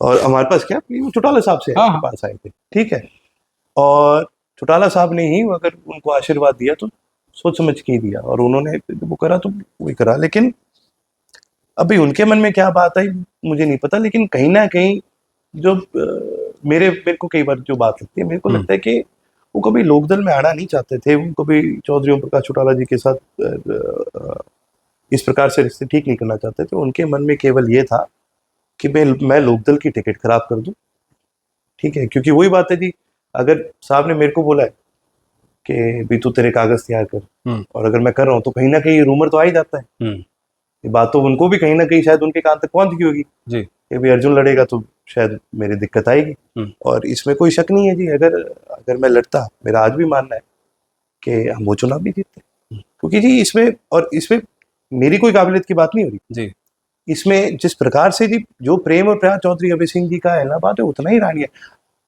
उतना ही हमारा कार्यकर्ता। और आज भी मैं कहता हूँ जी, ये चुनाव जो मेरी जीत है, शायद अगली बार जब मैं जीतूँ, शायद मैं कह सकता हूँ भाई मैंने मेरे काम से, मैंने मेरी काबिलियत से मैंने अचीव करे, लेकिन ये जीत भी आज मैं कहता हूँ जी हमारे कार्यकर्ता की वजह से, उनका जो प्रेम और प्यार मिला। तो हमारा कार्यकर्ता जी उस समय भी, और अब की बार भी मेरा चुनाव लड़ना, जैसे कि मैंने कहा, ये मेरी सोच नहीं थी। मैंने हमेशा एक चीज मानी कि जी जो संगठन के लिए सही है वो करा जाए, ठीक है। अगर मेरे को कल को संगठन के लिए जो सही, अगर कल को मेरे को कह दे कि यार तू दूसरे प्रदेश में भी जाके लड़, तो मैं जाऊंगा। कार्यकर्ताओं की यहाँ पर मांग कि जी परिवार का सदस्य होना चाहिए, अर्जुन को लड़ाइए, अर्जुन हमें बढ़िया लगता है, हमारी ठीक ट्यूनिंग है अर्जुन के साथ, आप अर्जुन को भेजिए जी। तो उस समय ये मांग थी, उनको कहीं ना कहीं शायद से उनके मन में ये आ गई होगी कि भाई अगर ये लड़ेगा तो दिक्कत हो जाएगी।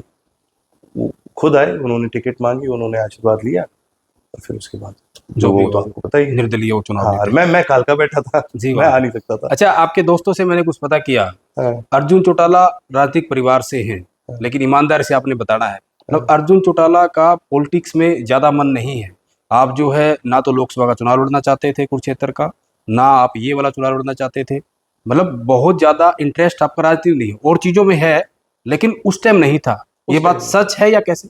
देखिए जी, दोनों चीजें, ऐसा नहीं था कि भी मेरा बिल्कुल राजनीति में इंटरेस्ट नहीं था, मेरा राजनीति में बहुत ज्यादा काम करेंगे आप, चुनाव नहीं, एक्टिव पॉलिटिक्स नहीं, मतलब वैसे एक्टिव पॉलिटिक्स का। देखिए जी, मैं आपको एक सीधी सी बात बताता हूँ, हम परिवार इकट्ठा ही था। हाँ, तुम 4 भाई हैं, ठीक है, सांझे अगर लोग इकट्ठे परिवार में, हम 4 भाई है ना, 2 अजय सिंह जी के और 2 मैं और करण भाई साहब।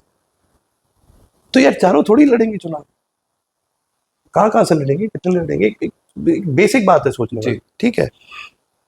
तो जब 3 बड़े भाई हैं मेरे, और भाई वो करेंगे आगे जैसे भी है, तो फिर मैं क्या, मेरी कोई जरूरी है, ठीक है। तो मेरा हमेशा से, मेरा राजनीतिक एम्बिशन हमेशा से एक रहा कि जी इस देश के अंदर, इस प्रदेश के अंदर पॉलिसीज ऐसी आनी चाहिए जिनसे लोगों को फायदा। भाई हम किसकी लेगेसी को आगे लेके जाना चाहते हैं, हम किसकी विचारधारा को आगे लेके जाना चाहते हैं, हम विचारधारा की लड़ाई लड़ रहे हैं ना, है, या फिर मैं की लड़ाई लड़ रहे हैं या फिर हम की लड़ाई लड़ रहे हैं। पहले तो ये फैसला करना, ठीक है। अगर हम की लड़ रहे हैं तो फिर जरूरी है कि यार मैं ही लड़ूं और मैं ही आगे हूं। अगर कोई है उतना ही काबिल या मेरे से काबिल जो सही काम कर सकता है, मैं चाहूंगा यार वो आगे करे, प्रदेश के अंदर अच्छा करे, ठीक है, अच्छी पॉलिसी लाए।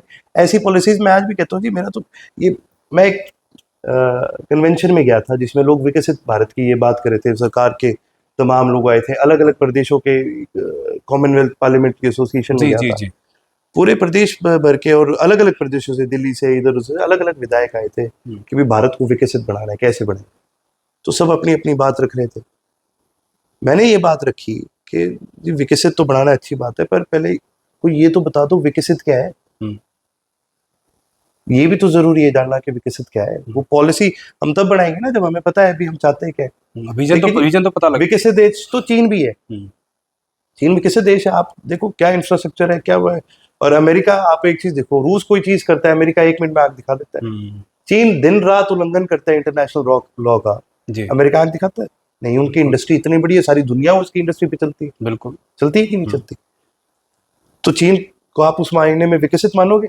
बड़ी सेना, बड़ा इंफ्रास्ट्रक्चर, बड़ी इकोनॉमी, ठीक है, और लगभग एक साथ ही जादू हुए थे भारत और चीन लगभग। हाँ, और आप देखो कि अब तो जापान को शायद से ओवरटेक कर लिया है, नहीं तो करने वाली है ये इकोनॉमी में भी। तो बहुत बड़ी इकोनॉमी है, तो ये विकसित हुआ। लेकिन वहां के आदमी को वोट का अधिकार नहीं। और एक देश तो नीदरलैंड्स भी है जी, कोई बड़ी सेना नहीं है, कोई बड़ी इकोनॉमी नहीं है, कोई बड़ा वो नहीं है, लेकिन उनका वोट का अधिकार जितना मजबूत है वो शायद हमारे देश में भी ना हो। ह्यूमन डेवलपमेंट इंडेक्स उनका बहुत हाई। तो विकसित क्या है? तो उसी प्रकार से मेरे लिए सबसे बड़ी चीज, मेरे लिए ये जरूरी नहीं था कि भाई मैं चुनाव लूं, मेरे लिए हमेशा जरूरी था कि वो पॉलिसी सही आए जिससे लोगों की मदद हो। मैं आज भी कहता हूँ जी, इस प्रदेश में एक दिन तो ऐसा है ना, हम घर से कह सके आज रात एक भी बच्चा भूखा नहीं सोया, तब हम कहेंगे हाँ, तब अच्छा लगे, तब लगेगा कि यार हमने कोई काम करा, ठीक है। और वो चीजें होती है सरकार में एमएलए बनने से नहीं होती।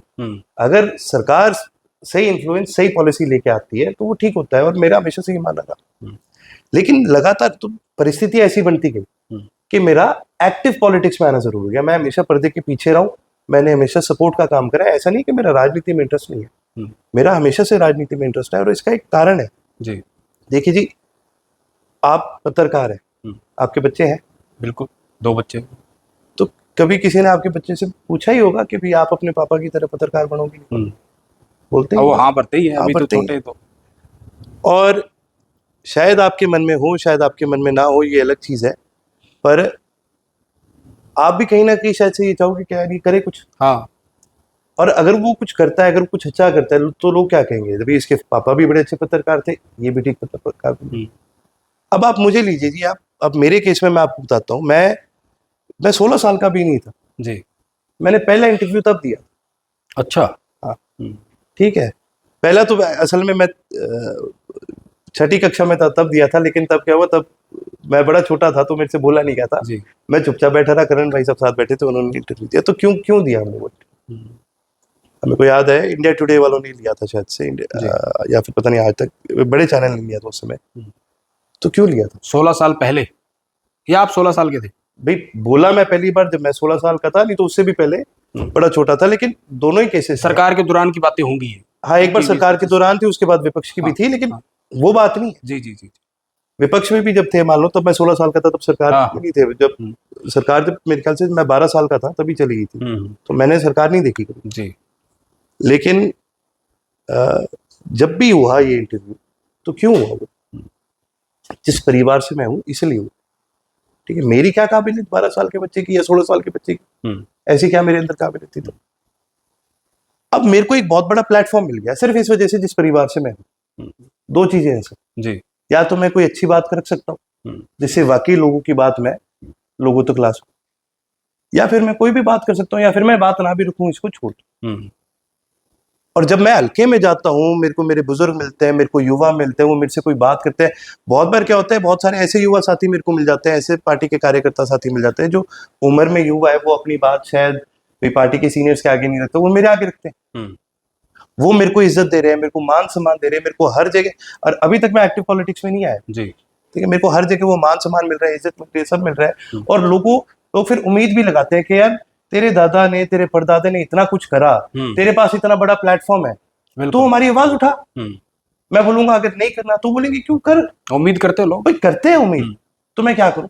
जी नहीं, मैं पीछे हट सकता हूँ, बिल्कुल हट सकता हूँ, लेकिन मैंने ये फैसला करा कि नहीं, अगर इतनी उम्मीद, इतना प्रेम प्यार और जिम्मेवारी दे रहे हैं लोग, ठीक है, तो फिर मैंने उस दिन एक फैसला करा, फिर मैं सही बात करूंगा और सही तरीके से करूंगा।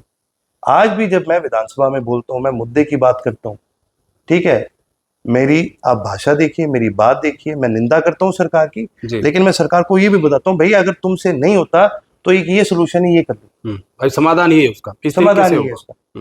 भाई हमें आखिरकार भी हमारा काम क्या है, मकसद सिर्फ सवाल उठाना नहीं है, समाधान बताना भी समाधान है। अगर है तो बताते राय जो भी, ठीक है। और मेरे को इसके अंदर, मेरे को इसमें कोई आशा, कोई कह दे कि भाई आप राय क्यों दे रहे हो उनको पे भी, अरे क्या फर्क पड़ता है, नहीं हल्के की परिस्थितियां पता होता विधायक को कि ये चीज कैसे क्या हो सकती है, ठीक है, मेरा ये फर्ज बनता है, जो हमारा जो साथी है उसने, जो हमारा वोटर, उसने केवल सवाल उठाने के लिए नहीं दिया ना, उसने समाधान के लिए भी दिया, ये मेरा फर्ज बनेगा, मेरे को ये करना है। तो देखिए जी, मेरा जब लंबी बात होगी है, लेकिन जो बात चली थी कि भाई पॉलिटिक्स में हमेशा मेरा इंटरेस्ट रहा, एक्टिव में नहीं रहा, परिस्थितियां इस प्रकार की बन गई कि जी मेरा आना जरूरी हुआ, और जिस दिन मैं आया, ठीक है, मैंने हमेशा से एक फैसला करा है, करूंगा तो जिम्मेवारी के साथ करूंगा और सही तरीके से करूंगा। नहीं बिल्कुल, बड़ा अच्छा लगा, आपने अभी थोड़ी देर पहले अपने परिवार का नाम लिया कि हम 4 भाई हैं, थे, आपने बोला हैं, थे।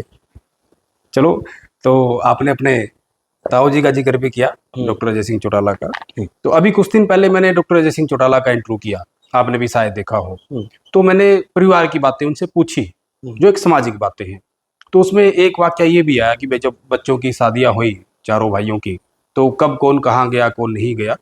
तो उन्होंने कहा कि मेरे को बड़ी हंसी आई, भाई अर्जुन चौटाला जो है वो एक चैनल पे बोल रहे हैं कि मैं ताऊ जी के पास गया था, कार्ड देकर आया था, वो कह रहे थे कि किचन में था, अब मैं कुक थोड़ा ही हूँ, मतलब वो कहना ये चाह रहे थे कि नहीं आए मेरे पास। जबकि अभय सिंह चौटाला जो मेरे भाई हैं, वो चौधरी रणजीत सिंह के पास गए, और भी कुछ उन्होंने बताया आस पड़ोस के मकान जो उनकी कोठी के आसपास हैं, तो कहते वहां चले गए, यहाँ नहीं आए, ये उन्होंने बोला, आपने सुना होगा। भाई अब मेरी पहली वाली बात है, भाई दो लोगों का आप कुछ नहीं बिगाड़ सकते, जो नहर के उस पार गाली दे और जो अपनी बात से मुकर जाए, मैं क्या इसका स्पष्टीकरण दूं। और भाई किचन में क्यों खड़े थे, तो भाई एक तो रास्ता वहां से जाता है, तो पीछे वाला रास्ता है जी, घर का चढ़ने का, उधर से चढ़ने का वहीं से ही जाता है, तो भाई जा रहे थे, मैं कौन सा कह रहा हूँ, रोटी बना रहे थे, सब्जी बना रहे थे, वो जा रहे थे, मैं पीछे पीछे ही गया था। और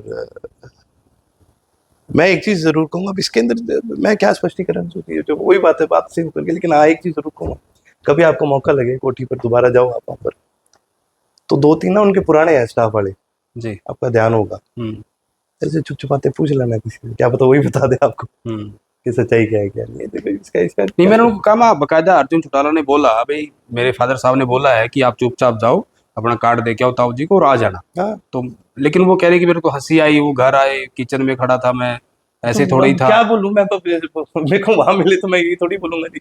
और एक चीज बताओ, किचन में क्या मैं जाता हूँ मेरे किचन में? और उन्होंने ये भी कहा कि जब मेरे को पानी पीना हो, कि जब मेरे बच्चों की शादियां थी दिग्विजय दुष्यंत की, तो मैं गया उनके घर कार्ड देने, प्रॉपर गया, सारी चीजें सिस्टम से गया, सारी बातें थी। नहीं, वो चौटाला साहब को देंगे, अभय सिंह जी को कभी नहीं दिया। अच्छा, कार्ड देने नहीं आए? ना ना, उन्होंने इंटरव्यू में लेकिन ये बात बोली कि मैं कार्ड दे कर आया मेरे छोटे भाई को। अभय सिंह जी तो थे ही नहीं यहाँ पर जब आए, वो आए ही चौटाला साहब से मिल रहे थे।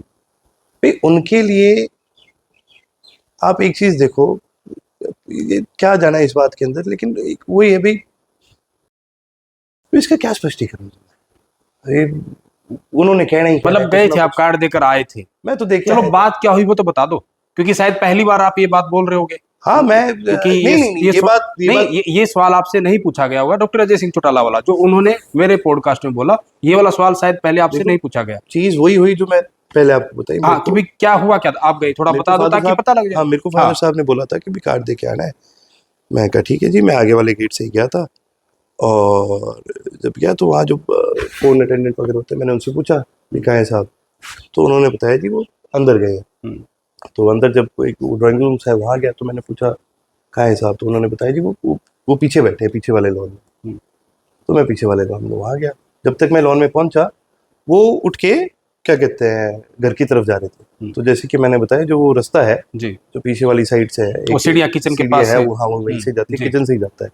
तो वो बस सीढ़ियों से चढ़े ही थे और मैं पीछे पीछे जा रहा था। तब तक उनको नहीं पता था कि भी मैं घर पर भी आया हूँ। हम्म, तो बस मैं सीधा सीधा जा रहा था, तो जैसे ही वो किचन एंटर कर रहे थे, क्रॉस कर रहे थे, मैं तब तक उनसे मिल लिया और भाई मैंने उन राम राम करी और मैंने उनको कार्ड दिया और मैंने बताया कि भी ऐसे ऐसे मेरी और प्रेम भैया की दोनों की शादी पक्की कर दी है और क्या कहते हैं पापा ने बोला कि आपने ज़रूर आना।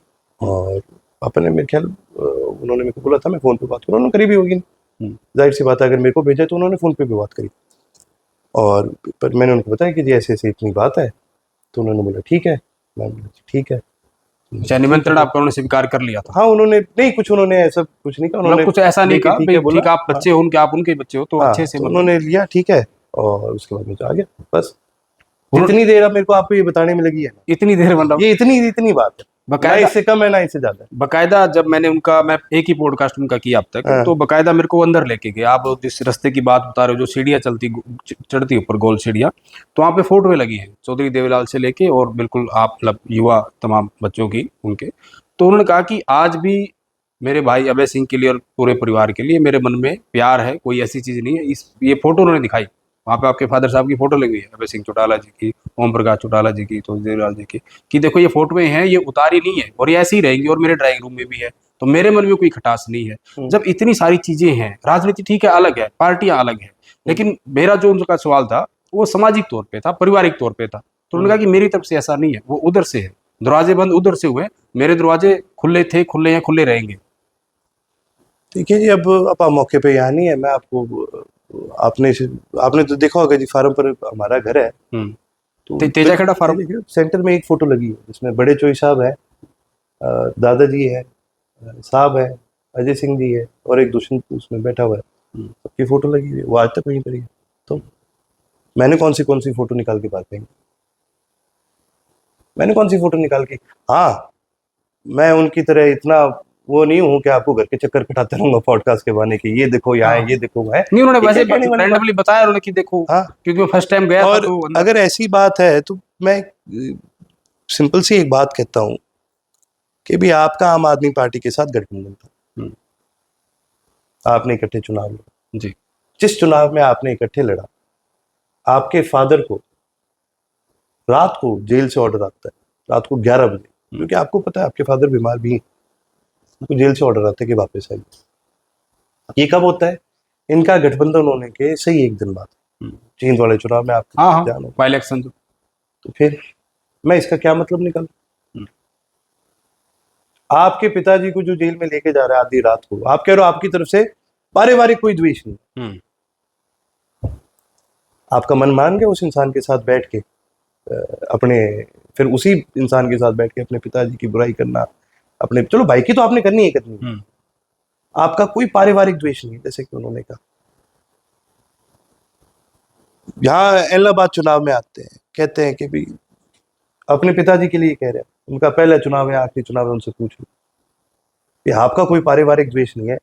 आपके पिताजी ने कभी आपके लिए आते कि शब्द नहीं कहा, चौटाला साहब ने आज तक कभी नहीं कहा, और अगर कहा भी है तो हक से कहा है भाई। हाँ। उन्होंने कहा है, अगर कहा भी तो हक से कहा है। आप ये चीज बोल रहे हो, आप कह रहे हो आपका पारिवारिक द्वेष नहीं हो, सर पॉडकास्ट पे आके बोल के कि मैं ऐसा नहीं हूँ, इससे क्या होता है, आप पब्लिक में जाके ये बात कीजिए। मैं तो एक चीज आपको बड़ी खुल करके बात कहता हूँ जी, ठीक है, मैं उनकी तरह नहीं हूँ जो यहाँ रोऊंगा क्या है परिवार हम तो बड़ा प्रेम करते, मेरा कोई प्रेम नहीं है उस परिवार से, ठीक है, यहाँ खुल के कहूंगा, मैं बाहर खुल के कहूंगा, उनकी तरह नहीं हूँ जो बोलेगा कुछ और, करेगा कुछ और, दिखाएगा कुछ और। मैं खुल के ये बात कहने वाला हूँ, उसका कारण बता देता हूँ। उन्होंने मेरे दादा को धोखा, उस इंसान को धोखा दिया है जिस इंसान की बदौलत ये संगठन खड़ा है, ये सब खड़ा है, जिस इंसान ने पता नहीं इस प्रदेश के कितने लाखों लोगों के लिए कितनी मेहनत करी। आज गुड़गांव की बात करो तो चौधरी ओम प्रकाश चौटाला जी का श्रेय जाता है। हरियाणा प्रदेश को कहाँ से कहाँ लेकर गए, ये मजाक नहीं है, वो 5 बार मुख्यमंत्री रहे, ये बहुत बड़ा योगदान रहा उनका बहुत बड़ा इस प्रदेश के अंदर योगदान रहा, इस संगठन के लिए बहुत बड़ा योगदान रहा है। और आपने क्या करा, आपने एक लालच के लिए उस संगठन को, अपने पिता, सबको छोड़ो, आपने अपने पिता को, अपने परिवार को 2 मिनट के अंदर अंदर आपने धोखा दिया। आपने अपना संगठन करा, ठीक है, आप आए सत्ता में, क्या करा आपने सत्ता में आकर? क्या आपने जनता को उत्थान कर दिया? भाई साहब, कोई काम करो होता जी तो जीरो पर थोड़ी आते। एक बहुत बेसिक बात है, वही बात है। अब मैं आपको क्या कह रहा हूँ, भाई जनता मूर्ख थोड़ी है। अगर आप लोगों के लिए काम करोगे तो वो देखेगा ना, जी। वो करेंगे, वो अपनी तरफ से मेहनत करेंगे, अपनी तरफ से सब कुछ करेंगे, कोशिश करेंगे। लेकिन अर्जुन जी वो इस बात को लेकर कुछ और बताते हैं। आपने कहा ना धोखा दिया। दिग्विजय चौटाला ने बहुत बार ये इंटरव्यू में बोला, आपके भाई है, कि जब पार्टी टूटी थी उससे पहले की जब बातें हुई थी, चौटाला साहब ने सबको बुलाया था, दुष्यंत भी थे, दिग्विजय थे, दुष्यंत सांसद थे, तब कि भाई सारी बातें होगी, भाई ठीक है, मुख्यमंत्री का चेहरा जो है ये होंगे, ठीक है, प्रेस कॉन्फ्रेंस शाम को हो जाएगी। लेकिन इंतजार नहीं किया गया, उससे पहले ही सारी चीजें शुरू होगी। हम आए और इस तरह की यानी कि अभद्र भाषा हमें कहने लग गए, इस तरह की। दिग्विजय ने बहुत बार ऐसा वो बोला। कुछ भी कह सकते हैं। मैं हमेशा कहता हूँ भाई, वो कुछ भी कह सकता है, उसकी बात पे इतना गौर ना करो। कोई और करेगा तो फिर शायद फिर भी मैं इस बात पर गौर करूंगा, ये बात हुई कि नहीं हुई, पर उसकी बात पर मुझे कोई विश्वास नहीं। दुष्यंत चौटाला बार बार आपके पिताजी चौधरी अभय सिंह चौटाला को नॉन सीरियस पॉलिटिशियन कहते हैं। भाई उसको लगता होगा, वो उसकी सोच है। हरियाणा में बाकी लोगों को नहीं लगता। आप मेरे को एक चीज बताओ, कितने लोगों ने आपको ये बात कही है कि यार विधानसभा में दुष्यंत की बड़ी याद आ रही है? कही होगी आपको, किसी ने तो कही होगी कि नहीं, दुष्यंत विधानसभा में होता तो मजा आ जाता, या कमी महसूस होती है उसकी? सुनने में आता है ना मुझे किसी ने आमतौर पर कहीं से? अभय सिंह जी के लिए लोग कहते हैं ये बात। कहते। हम पत्रकार लोग भी चर्चा करते हैं जब वो मीडिया गैलरी पर बैठते हैं, आप तो देखते ही हो। तो कोई नॉन सीरियस आदमी के लिए कोई ये बात कहता है? आप कुछ सोचो, ये तो चलो इन्होंने तो कहना है, क्या करें, इनकी मजबूरी है भाई। क्या होता है, मैंने आपको क्या बात कही थी भाई, या तो आप अपने आप को लायक बनाओ जी। क्या आप आगे बढ़ सको, वो तो इन्होंने दिखा दिया ये कितने लायक है। दूसरा क्या होता है, आप अगले अगले को नीचे खींचते हो, इनके गलत पास और बोलना कोई शुरू चारा कर। क्या है? ये सर आप एक चीज देखो, मतलब हमारी जितनी चर्चा हुई है जी। लगभग, और आप मेरे कभी और देखो, मैं कहीं भाषण देता हूँ, मेरे मुंह से कभी निकला है इनके लिए कुछ?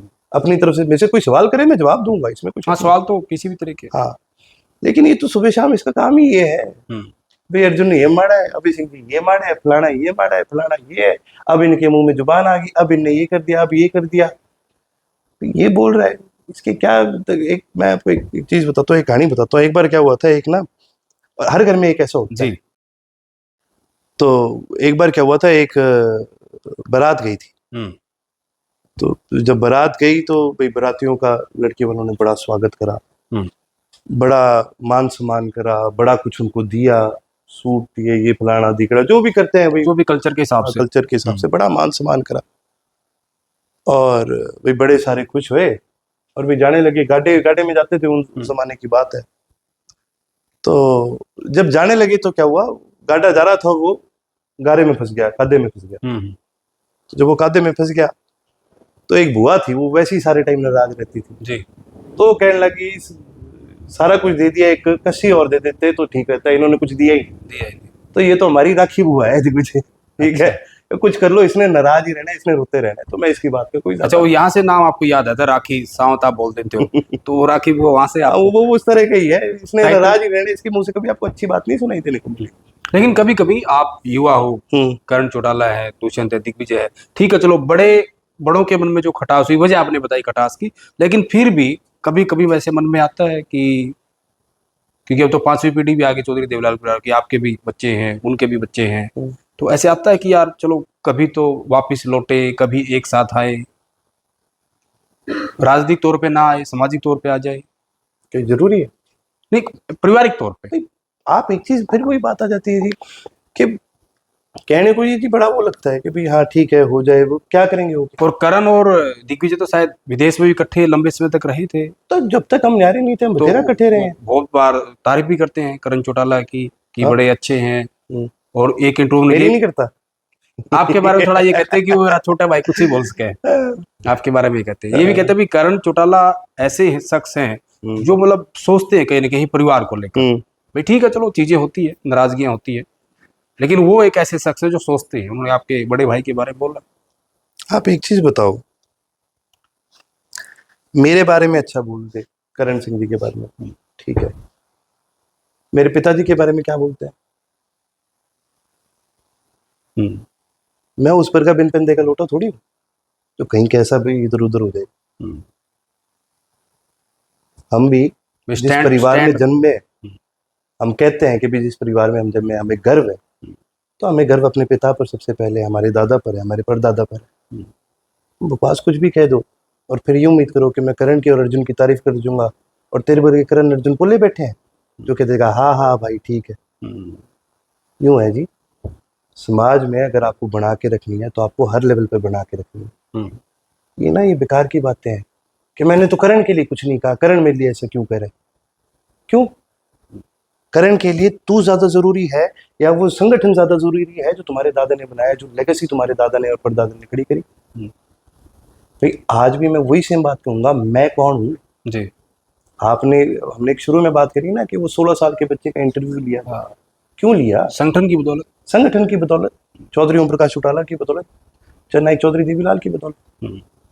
आज भी जहाँ कहीं मेरा इंट्रोडक्शन दिया जाता है, आज भी परिवार से दिया जाता है। बिल्कुल, कोई अगर इसको ना भी जानता हो दिग्विजय को, ठीक है, तो ये क्या इंट्रोडक्शन देते हैं? चौधरी ओम प्रकाश चौटाला के पुत्र हैं, जननायक चौधरी देवीलाल के पुत्र, तो ये इंट्रोडक्शन देते हैं सब जगह। मानते हो? अगर आप किसी को बोलो कि जी मेरी दिग्विजय से बात हो रही थी, वो बोलेगा कौन दिग्विजय? बताया जाएगा, तो यही बताया जाएगा, स्वाभाविक सी बात है। तो जिससे तुम्हारी पहचान है, जब तुम उसके नहीं रहे फिर मेरा खाक रहोगे। मैंने थोड़ी दिया चौटाला नाम उसको, मेरे को तो खुद मिला है वो नाम। जिसने तुम्हें ये नाम दिया, जिसने तुम्हारे पिता को ये नाम दिया, तुम उसके नहीं रहे, फिर मेरे से मीठी मीठी बातें करके क्या कर लेगा जी? या कोई है इसका? तो देखिए जी, ये सारी बेतुकी बातें होती हैं। मैंने क्या बोला, मैं बहुत स्पष्ट आपको बोलूंगा, मैं यहाँ पर कोई रोऊंगा नहीं कि हाय हाय परिवार एक होता नहीं होता, क्या नहीं होता। देखिए जी, जो बात है वो मैंने आपके सामने बड़ी स्पष्ट करी है। शायद किसी को लगे मेरे में क्रोध ज्यादा है या मैं गलत बात कर रहा हूँ, लेकिन जहाँ मैं खड़ा हूँ, जहाँ जो मैंने देखा है, मेरे को पता है मैं बिल्कुल ठीक खड़ा हूँ। और जहाँ वो खड़े हैं, कम से कम मुझे इतना पता है मेरे इतने बड़े हाल तो नहीं है जी। जो आज एक बात कहेगा कल फिर पलटेगा, परसों फिर पलटेगा। ये तो मैं आपको बता दूं, दिन ठीक होने दो, ये मेरे को भी अच्छा कह देगा, इसमें कोई बड़ी बात नहीं है। हाँ, तो तभी मैं इसकी बात पे गौर नहीं करता। अच्छा, जिस तरीके से पिछले दिनों की बात करूं मैं, कहीं ना कहीं सोशल मीडिया पर इस तरह की खबरें चली, भाई इनेलो में जो है वो भगदड़ मचने वाली है, कुछ नेताओं ने जो है वो अपने जूते के फीते कसे हुए हैं, इंतजार कर रहे हैं सही समय का, इनेलो पार्टी छोड़कर जा सकते हैं, इस तरह की भी सोशल मीडिया खबरें चली। कोई ऐसा है? देखिए ये रूमर तो ऐसे ही कोई भी निकाल देता है कभी भी, ये मैं पहली बार सुन रहा हूँ जी। अगर कोई ऐसी चीज होती तो हम ज्यादा फिक्र करते हैं इस बात का। नहीं, ऐसी बात इस प्रकार हमारा संगठन दिन प्रतिदिन और मजबूत होता जा रहा है। हमारे संगठन में तो लोग दिन प्रतिदिन जुड़ रहे हैं जी, दिन प्रतिदिन हम और ज्यादा आगे बढ़ाई कर रहे हैं। और ये बात आप शायद कोई 19 में 20 में कहते हैं, फिर भी मैं थोड़ा आपकी बात पे गौर कर लेता नहीं इस प्रकार की। मेरे को तो कोई तो बस अब मैं आपके रानिया हल्के की बात आपसे करना चाहूँगा, क्योंकि बड़ी उम्मीद के साथ जनता जो अपना विधायक चुनती है, कुछ सवाल इस तरीके के रैंडमली सवाल है वो आपसे पूछूंगा मैं। बहुत सारे लोगों की ये शिकायत रहती है रानिया के लोगों की कि जो अर्जुन चौटाला हमारे विधायक हैं वो रानिया में बहुत कम आते हैं, गैर हाजिर रहते हैं हल्के से। बहुत सारे लोगों की ये भी शिकायत रहती है कि अर्जुन सिंह चौटाला फ़ोन नहीं उठाते। देखिए जी, इसके अंदर दोनों चीज़ें हैं जी।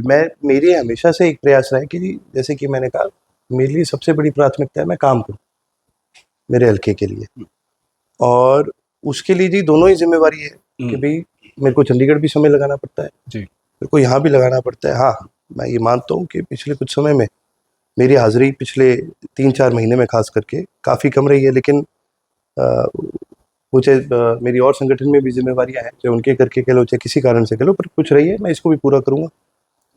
और रही बात जो ये कमी मेरी है, इसको मैं मेरी तरफ से, मैंने शुरू में आपको बात की थी, मेरे लिए सबसे बड़ी प्राथमिकता है काम। देखिए जी, मैंने लगातार मेरे हल्के में, चाहे वो जिला परिषद के तहत हो, चाहे वो डी प्लान के तहत हो, चाहे वो कोई किसी भी योजना के तहत हो, चाहे वो वेगी के तहत हो, मैंने मेरे हल्के में ये हमेशा एक चीज इंश्योर करी है कि काम को प्राथमिकता पे किया जाए। जो विरोधी मेरे पे तरह तरह के आरोप लगाते हैं, मैं उनसे ये कहूँगा कि जी आप पहले ये तो देखिए कि हल्के के मेरे आने से पहले कितने गांव में हालात कैसे थे। आप मानोगे, कई तो ऐसे स्कूल्स थे और लड़कियों के स्कूल की बात करो जिनमें टॉयलेट नहीं है, जी या अगर आप देख लोगे टॉयलेट, आप ना जाना चाहो जी, आप कैसे उम्मीद करोगे एक बच्ची जाए वहाँ? ये हाल। तो मेरी प्राथमिकता, जैसे कि मैंने पहले बोला, पहले मैंने को वो ठीक करना है, हल्के में मेरा काम बोलेगा। जी और जो भी इस तरह के, एक तो मेरा भाई लगाता है मेरे पे आरोप, मैं हमेशा कहता हूँ मैं उसका नहीं उठाऊंगा, बाकी किसी का भी उठा लूंगा। आपके तो भाई दिग्विजय चौटाला? हाँ, अच्छा, तो ये आरोप लगाने वाली बात है, नहीं लेकिन मैंने रैंडमली, ये आम लोगों का सवाल था, ये कोई कहीं कोई नेता का या विपक्ष का कोई सवाल वैसे भी नहीं। रह जाओ हाँ। हो जाएगा। लेकिन आपने जैसे देखा होगा, मेरी अवेलेबिलिटी मेरे हल्के में पूरी तरह से रहती है। मेरा कोई भी साथी हो, किसी को भी किसी प्रकार का काम हो, हमेशा हमारा ऑफिस हमेशा खुला रहा है।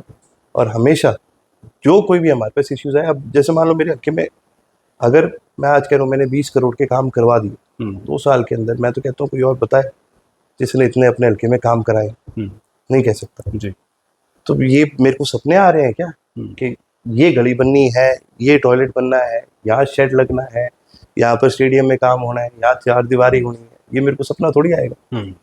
अगर मैं हल्के में गया हूँ, अगर मैंने फीडबैक लिया है, तभी वो चीज़ हाँ, लोगों से मिलना जुलना, वो समस्याएं बताते हैं। तभी होता है। अच्छा अर्जुन जी, आप जिस विधानसभा क्षेत्र से विधायक है, वैसे तो पूरे सिरसा जिले की बात करूँ, नशे की यहाँ पे बहुत ज्यादा बड़ा खराब काम है, खासतौर पर वो चिट्टा कुछ ऐसा बोलते हैं आपके यहाँ। तो आपने विधानसभा में ये मुद्दा उठाया, सरकार जो कर रही है नहीं कर रही है वो आपको पता है, आप चुने हुए जनप्रतिनिधि है।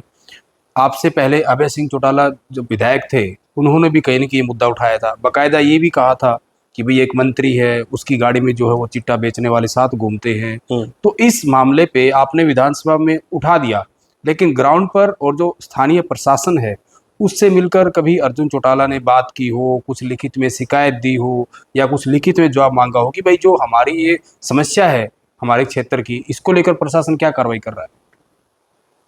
आप एक चीज़ आपको बताता हूँ इसके अंदर। आपने थोड़े समय पहले राव नरवीर सिंह जी है, बड़ी सीनियर आदमी जी उनका एक बयान आया था, उन्होंने बताया था ये सारे मंथली। अब सर दिक्कत सबसे बड़ी यही है, जब तक ये मंथली वाला सिस्टम नहीं रुकता, आपको लगता है चिट्टा या कोई भी ये क्राइम रुक जाए? और चिट्टा, आपको बताता हूँ चिट्टा होता क्या है। चिट्टा ना हेरोइन होता है, वो कुछ डाल के इंजेक्शन वगैरह लगाते हैं। कई तरीके हैं जी इसके। अच्छा। कई लोग इसको स्मोक करते हैं, कोई इंजेक्ट करता है, कहते हैं कि इंजेक्शन वाला तो पहले, वैसे तो ये माड़ा ही माड़ा है। और इसके अंदर कोई अगर इस राह पर चल जाए, एक बार जो इस राह रोजाना डेथ हो रही है, मतलब आए दिन, आप सोच नहीं सकते जी, बहुत बहुत बुरे हाल। और कई तो आप एक चीज देखो, एक माँ थी पीड़ित, रानिया की थी जी उनका जो बेटा वो चिट्टा करता था, तो किसी ने उसको बोला कि जी ये कर, कहते नहीं ये तो सूंघ रहा है, इसको ये भी टीका नहीं डाल। अच्छा, स्मेल कर रहा, सूंघ रहा। हाँ, कि ये टीका नहीं डाला, ये तो करे, ठीक है, इसको कुछ नहीं होगा। आप सोच रहे हो हम अवेयरनेस में कितना पीछे, कि लोगों को अभी तक मतलब पता भी नहीं, जेन्युइन पता भी नहीं कि भी कितना बड़ा जहर है। दूसरी सबसे बड़ी दिक्कत, आप रोक तो रहे नहीं, कम से कम पीड़ित की मदद कर दो। हमारे पास वो भी नहीं है, आपका क्या कहते हैं, नशा मुक्ति केंद्र भी नहीं है। पूरे सिरसा में 50 बेड है। आप एक चीज बताइए, जिस इलाके में इतनी दिक्कत, और एक मरीज को कम से कम भाई 1 महीने तक एडमिट करके रखना पड़ता है। आपको लगता है भाई 50 बेड के अंदर आप पूरे जिले के अंदर लोगों की मदद कर सकते हो? भाई आप करप्शन नहीं रोक सकते, आप कम से कम जो पीड़ित है उनका इलाज तो कर लो। आप कह रहे हो जी हमने अवेयरनेस करी है, क्या अवेयरनेस करी है? मैराथन भागे, मैराथन भागने से क्या अवेयरनेस होगी? अगर आपने अवेयरनेस करनी है, आप हर गांव के अंदर जाओ, हर झोपड़पट्टी के अंदर, जैसे चुनाव में डोर टू डोर नहीं जाते? बिल्कुल जाते हैं। जाते हैं कि नहीं जाते? आप सरकारी मशीनरी का प्रयोग करो।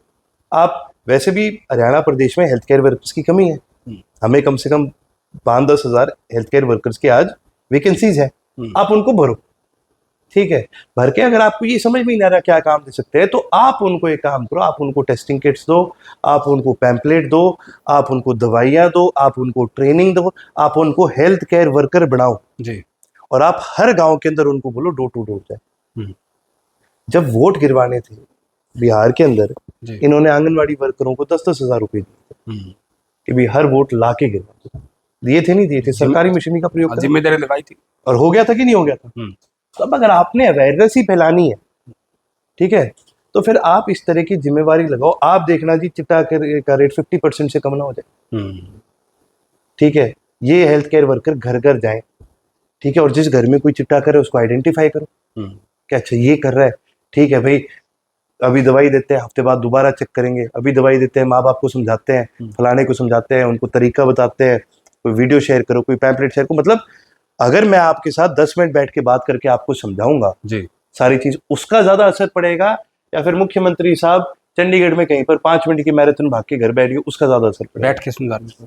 अवेयरनेस करनी है तो ढंग से करो, ठीक है। उसी प्रकार से मैं आपको एक चीज और बताता हूँ, आप गांव में जाओ, पूछना, लोग आपको बताएंगे जी, लोग आपको घर बता देंगे उसका कि जी फलाना बंदा है, ये चिट्टा बेचता है, ठीक है। होता क्या है जी, वो पूरा का पूरा गांव जाता है, ये मेरी आंखों देखी बात है, पूरा का पूरा गांव ने जाके थाने में कंप्लेन करी, वो अरेस्ट हुआ, 3 दिन बाद छूट के आ गया, ठीक है, कि क्या कर लोगे, उखाड़ लो जो उखाड़ लो। दोबारा फिर वही काम।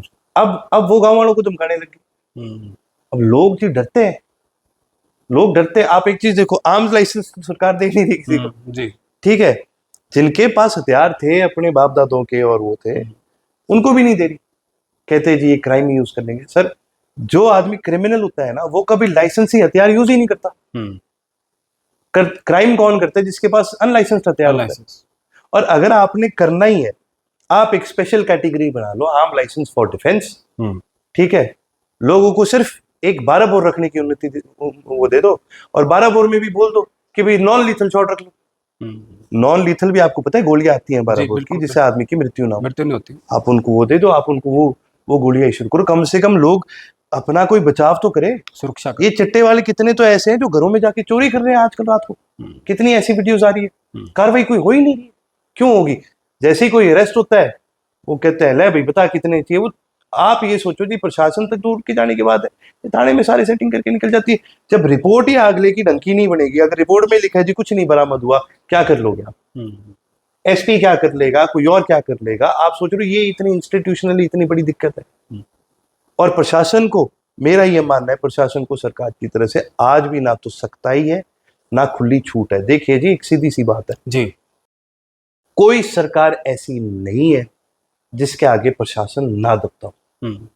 अगर प्रशासन आपके आगे नहीं दब रहा तो कमजोरी आपकी है, प्रशासन की नहीं है। भाई मेरा अगर एम्प्लॉय है, अगर वो काम नहीं कर रहा तो उससे काम निकलवाना किसको है? मेरे को ही निकलवाना पड़ेगा, ठीक है। या फिर मैं सोचता रहूंगा हाँ भाई ठीक है, जो वो कर रहा है करने दे, मेरा बढ़िया चल रहा है। सरकार तो आज इस मंशा से बैठी है, अगर सच्ची में चाहे तो समाधान बहुत है, एक नहीं अनेक है, ठीक है। 10 आदमी बैठेंगे और लोग बात करेंगे, कुछ तो निकलता है ना समाधान। तो वो चर्चा हो रही है। प्रशासन की बात आपने की अर्जुन जी, मेरे को याद आ गया आपका रोहतक वाला एपिसोड। रोहतक में जो भी आपका एसपी के साथ हुआ, डीसी के साथ हुआ, ठीक है, तरह तरह की बातें आई, अलग अलग पार्टियों के नेताओं ने अपनी अपनी सहूलियत के हिसाब से बातें की आप पर, लेकिन कभी उसके बाद अर्जुन चौटाला को रियलाइज हुआ कि ऐसा नहीं करना चाहिए था? या ठीक है, नाराजगी होती है, वो देर से आए, लेकिन जो आपकी तरफ से शब्दावली प्रयोग की गई, आपको लगा कि थोड़ा सा क्यों मैं किसी की बदतमीजी सहन करने के लिए बैठा हूं? अगर वो अफसर है तो पहली बात मैं एक पब्लिक रिप्रेजेंटेटिव, और दूसरी बात है प्रोटोकॉल का उल्लंघन मैंने नहीं करा, उन्होंने करा, ठीक है। अगर इनको इतनी तकलीफ है तो करना एक्शन कर लो।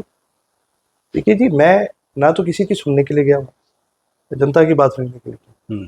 अगर कोई अफसर इतनी अकड़ में बैठा है कि वो बदतमीजी से मेरे से बात करेगा, तो भैया मैं चौधरी अभय सिंह जी का बेटा हूँ, चौधरी ओम प्रकाश चौटाला जी का पुत्र हूँ, इस संगठन से रहता हूँ, मैं किसी की बदतमीजी सहन करने के लिए नहीं गया, ठीक है। मैं अपने काम से गया, मैं जनता के काम से गया, मैं कोई पर्सनल काम थोड़ी लेके गया। आपको क्या लगता है तेल के दाम कम होंगे तो इसमें मेरे क्या कोई पर्सनल फायदे हैं? तो जनता को सबके फायदे हैं। तो फिर और कौन सा उसने करना है? उनका क्या काम है? इसको एक्सेप्ट करो और आगे आपने उसके अंदर एनवेलप में डालना है, अब आगे वो भी खुद नहीं करना, क्लर्क कर देगा, कर्मचारी करते हैं। हाँ, कर्मचारी, आपने तो उसको पकड़ाना है, वो एनवेलप में डालेगा, स्टैंप लगाएगा और उसको केंद्र को भेजना। क्या तकलीफ है इनको इस चीज को करने में? अच्छा, विधानसभा में हम अगर इतने लोग एक बात रखने के लिए वहां जा सकते हैं, एक एनवेलप पकड़ने में इनको तकलीफ क्या है? उसमें भी अगर ये मेरे से कोई बदतमीजी से पेश आएगा तो जैसे कि मैंने कहा जी, मैं किसी की बदतमीजी सहन करने के लिए नहीं गया। आप मेरे को कुछ कहोगे, आपको 2 गुना नहीं 4 गुना सुनाऊंगा, सारे स्टाफ क्या कुछ सुनाऊंगा, फिर आ गया मजा उसके बाद। सारे स्टाफ के आगे अपनी बेइज्जती करा के आगे मजा उसको। क्या क्या हुआ फिर? इंसान को अपनी हद में रहना चाहिए। मैं आपसे सर करके बात कर रहा हूँ, बिल्कुल। मैं विधानसभा जाता हूँ, मैं किसी से बात करता हूँ, मैं सबसे सर करके बात करता हूँ। नहीं, अच्छी बात, आपने रिस्पेक्ट कभी तो देनी चाहिए। कहीं पर भी उस दिन के अलावा कभी आज तक आपने मुझे देखा है? नहीं, ऐसी कोई चीजें आई नहीं। वो एक वाक्या था तो मैंने, और नहीं। वो भी क्योंकि लोग चर्चाएं करती है, वो तो मैं अच्छी बुरी नहीं, चर्चा वो तो लोग। मैं आपकी बात समझ गया, चर्चा होती है, वो वाक्य आ गया, ये हो जी गया। जी। बट इन जनरल बता रहा हूँ, आपने कभी मेरे को किसी भी तरह से कहीं पर भी, पब्लिक डीलिंग तो हमारी बहुत रही है, आज से थोड़ी रही है। हाँ, मैं तो सबसे हंस के बात करता हूँ। हाँ, नहीं, कभी ऐसा देखा नहीं गया। मैं तो सरकार की आलोचना करता हूँ, कांग्रेस की आलोचना करता हूँ, इनकी भी हंस के करता हूँ। मेरे को क्रोध नहीं आता। जी। लेकिन कोई अगर मेरे से बदतमीजी से बात करेगा तो देखिए जी, मैं क्यों सहन करूं? मेरी अपने राइट्स हैं, मेरे को संविधान के दिए गए राइट्स हैं, मैं प्रोटोकॉल में भी उनसे सीनियर हूँ। बिल्कुल। हाँ, तो फिर ये चीज उनको समझनी चाहिए। अच्छा, कुछ दिन पहले विधानसभा में आपने जो है एच यूनिवर्सिटी हिसार है, चौधरी चरण सिंह खरेड़ा कृषि विश्वविद्यालय, वो हमें एक मुद्दा उठाया था। जो एचएयू के वीसी है वी आर कंबोज, उनको लेकर आपने कहा कि भाई स्वामीनाथन जो अवार्ड लेके आए वो फर्जी है, और भी बहुत सारी बातें उठाई। और कुछ दिन पहले जो है वहाँ पे धरना भी चला बच्चों का, आप वहाँ पर आए, आपके फादर साहब भी आए थे। तो कहीं ना कहीं अभी कुछ दिन पहले आप यूनिवर्सिटी में जाते हैं और जिस तरीके से बुके दिया जाता है, लिया जाता है, आप विधानसभा कमेटी के मेंबर भी है, सदस्य भी है, जो कमेटी वहाँ गई थी, समय समय पर आती है।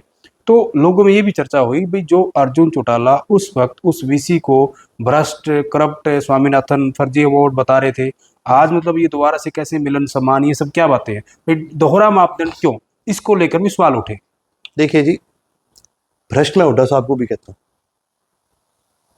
ठीक है, लेकिन जितनी बार विधानसभा में मेरे को मिलते हैं ना, राम राम हमारी होती है, मैं उनके पैरों के हाथ लगाता हूँ। ये अच्छी बात ना लगूं? ये अच्छी बात है, बहुत अच्छी बात है। मैंने क्या बोला? कोई आपसे सभ्य तरीके से बात कर रहा है तो फिर जरूरी है, अगर मेरे को मेरा क्रोध दिखाना है, ठीक है, उन्होंने बुके दिया, मैंने मेरी मीटिंग में हाजिरी लगाई, मैं चले गया, मैंने पूरा दिन नहीं बिताया वहाँ, ठीक है। और मैं आज भी कहता हूँ उनका अवार्ड फर्जी है। मैं आज भी कहता हूँ कि कल को अगर हमारी सूत आती है, अगर कभी सरकार बदलती है, ऐसे लोगों को नहीं होना चाहिए यूनिवर्सिटी के अंदर, पर आज वो चीज़ मेरे हाथ में नहीं है। लेकिन मैं वहाँ किस बात से गया था? मैं प्रिविलेज की कमेटी की वजह से गया था जी। उस कमेटी के अंदर जिम्मेवारी फिर मेरे को किसकी तरफ से मिलती है? मेरे को प्रदेश की जनता से मिलती है। भाई आप बता दो, मेरी पर्सनल खुंदक किसी से जरूरी है या जो मेरा कर्तव्य है वो जरूरी है? और पर्सनल पहली बात तो मेरी है नहीं किसी को, जी। ठीक है। अगर कोई गलत करेगा उसने जनता के लिए, किसी से अगर मेरी पर्सनल है तो मैं अपने आप देखूंगा, ठीक है। अगर पब्लिकली आके किसी के लिए बोल रहा हूँ तो पब्लिक की बात है, और मैं बिल्कुल उस बात पे ठुक करके कहता हूँ। मैंने क्या बोला, मैं बिल्कुल ये बात कहूंगा। लेकिन आप मेरे को एक चीज बताओ जी, मेरे को और बतेरे विधायक मिलते हैं जो पता नहीं मेरे परिवार के बारे में क्या क्या गंदा गंदा बोल देते हैं आपके सामने? मेरे सामने ना, अच्छा। मेरे सब पीछे से तो पता नहीं कितने ही है, सारे बोलते हैं। तो जहां मिले के थप्पड़ मुक्की हो जाए उनके साथ, नहीं होते। आप अपनी जगह पे, मेरे को अपनी डिग्निटी रखनी, ठीक है। अगर मैं वीसी का इस्तीफा मांगता हूँ जी, ठीक है, अगर मैं कहता हूँ कि भी उसको रेजिग्नेशन देना चाहिए, तो वो बात मैं मेरी सभ्य तरीके से भी कह सकता हूँ, ठीक है। वो बात मैं उसको मिलकर भी कह सकता हूँ, वो बुके पकड़ा दे तो भी कहूंगा। आप मेरा कोई कितना बड़ा दुश्मन हो जाए, घर आएगा मेरे घर, मैं चाय नहीं पिलाऊंगा उसको। एक बहुत बेसिक सी बात है, वही बात है ना, जो लोग ये बात कह रहे हैं, ठीक है, मैं उनसे एक बात पूछता हूँ, इसका मतलब वो लोग नजर रख रहे हैं भी अर्जुन चौटाला क्या कर रहे हैं। वो मेरे, ये अच्छी बात भी है, दोनों चीजें। अर्जुन चौटाला ने विधानसभा में कब और क्या बोला, किसके लिए और कहाँ क्या गए, यानी कि जहां जहां आप जा रहे हैं आपको नोटिस किया जा रहा है, ये भी एक बड़ी बात है। मैं कहूंगा उनको कुछ सीख ही लो मेरे से, फिर कोई तुम भी ढंग की बात कर लोगे कभी। आप एक चीज देखो, मैं आपको एक बड़ा फर्क बताता हूँ, ठीक है।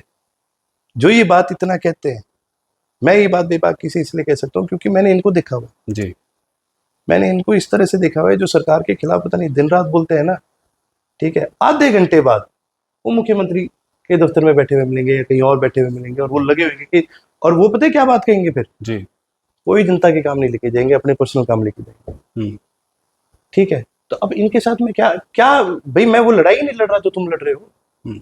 जो लड़ाई ये लड़ रहे हैं इन्होंने, तो देखो जी, कोई अपने टेंडर निकलवाने हैं, किसी ने अपनी कोई वो बनानी है, किसी ने वो करना है, ये तो ये लड़ाई लड़ रहे हैं। मेरी तो वो लड़ाई नहीं है, मेरी तो लड़ाई इस चीज के ऊपर है। अच्छा, आखिर में अर्जुन जी, जिस तरीके से, वैसे तो आप, जैसे मैंने शुरू में कहा कि बड़े राजनीतिक परिवार से हैं, लेकिन फिर भी आप बहुत बार इंटरव्यू देते हैं, विधानसभा में बोलते हैं और भी जगह अपने दोस्तों के साथ बैठते हैं, तो ये जो हाजिर जवाबी है, तो ये मतलब कहाँ से आई भाई, कब किस वक्त क्या बोलना है ना, तुरंत कोई सवाल का जवाब, या वैसे रैंडमली भी, किसको आप अपना राजनीतिक गुरु मानते हैं? देखिए जी, गुरु तो मैं केवल मेरे 3 गुरु हैं, क्योंकि जी। 3 चीजें मैंने राजनीति से की है। आप सुनोगे, आप भी बोल दोगे कि भाई ये हाँ। तो परिवार का इसलिए ये बात बोल रहा है। मैंने बड़े चोई साहब से एक चीज सीखी थी। मेरा लाइफ में कभी उनके साथ बहुत ज्यादा इंटरेक्शन है, मैं बहुत छोटा था जी, बिल्कुल। तो मैं दूसरी कक्षा में था। हम्म, पर मैंने एक चीज उनसे ये सीखी थी, उन्होंने अपनी सारी उम्र हमेशा कमजोर की लड़ाई लड़ी।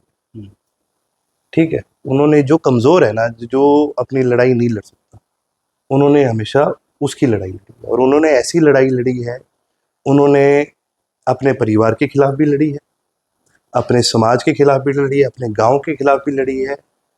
उन्होंने उन्होंने जहां उन्होंने देखा कि यार ये चीज गलत है, उन्होंने वो लड़ाई लड़ी है। तो ये लड़ी। चीज मैंने उनसे सीखी भी, वो लड़ाई लड़नी बहुत जरूरी है। जी। चौटाला साहब से मैंने संगठन हम्म, की क्या अहमियत होती है, कार्यकर्ता की क्या इज्जत होनी चाहिए। क्योंकि देखिए जी, कोई भी राजनीतिक संगठन है वो इसलिए कामयाब नहीं है क्योंकि आप कोई नेता बहुत बड़े हुए हैं।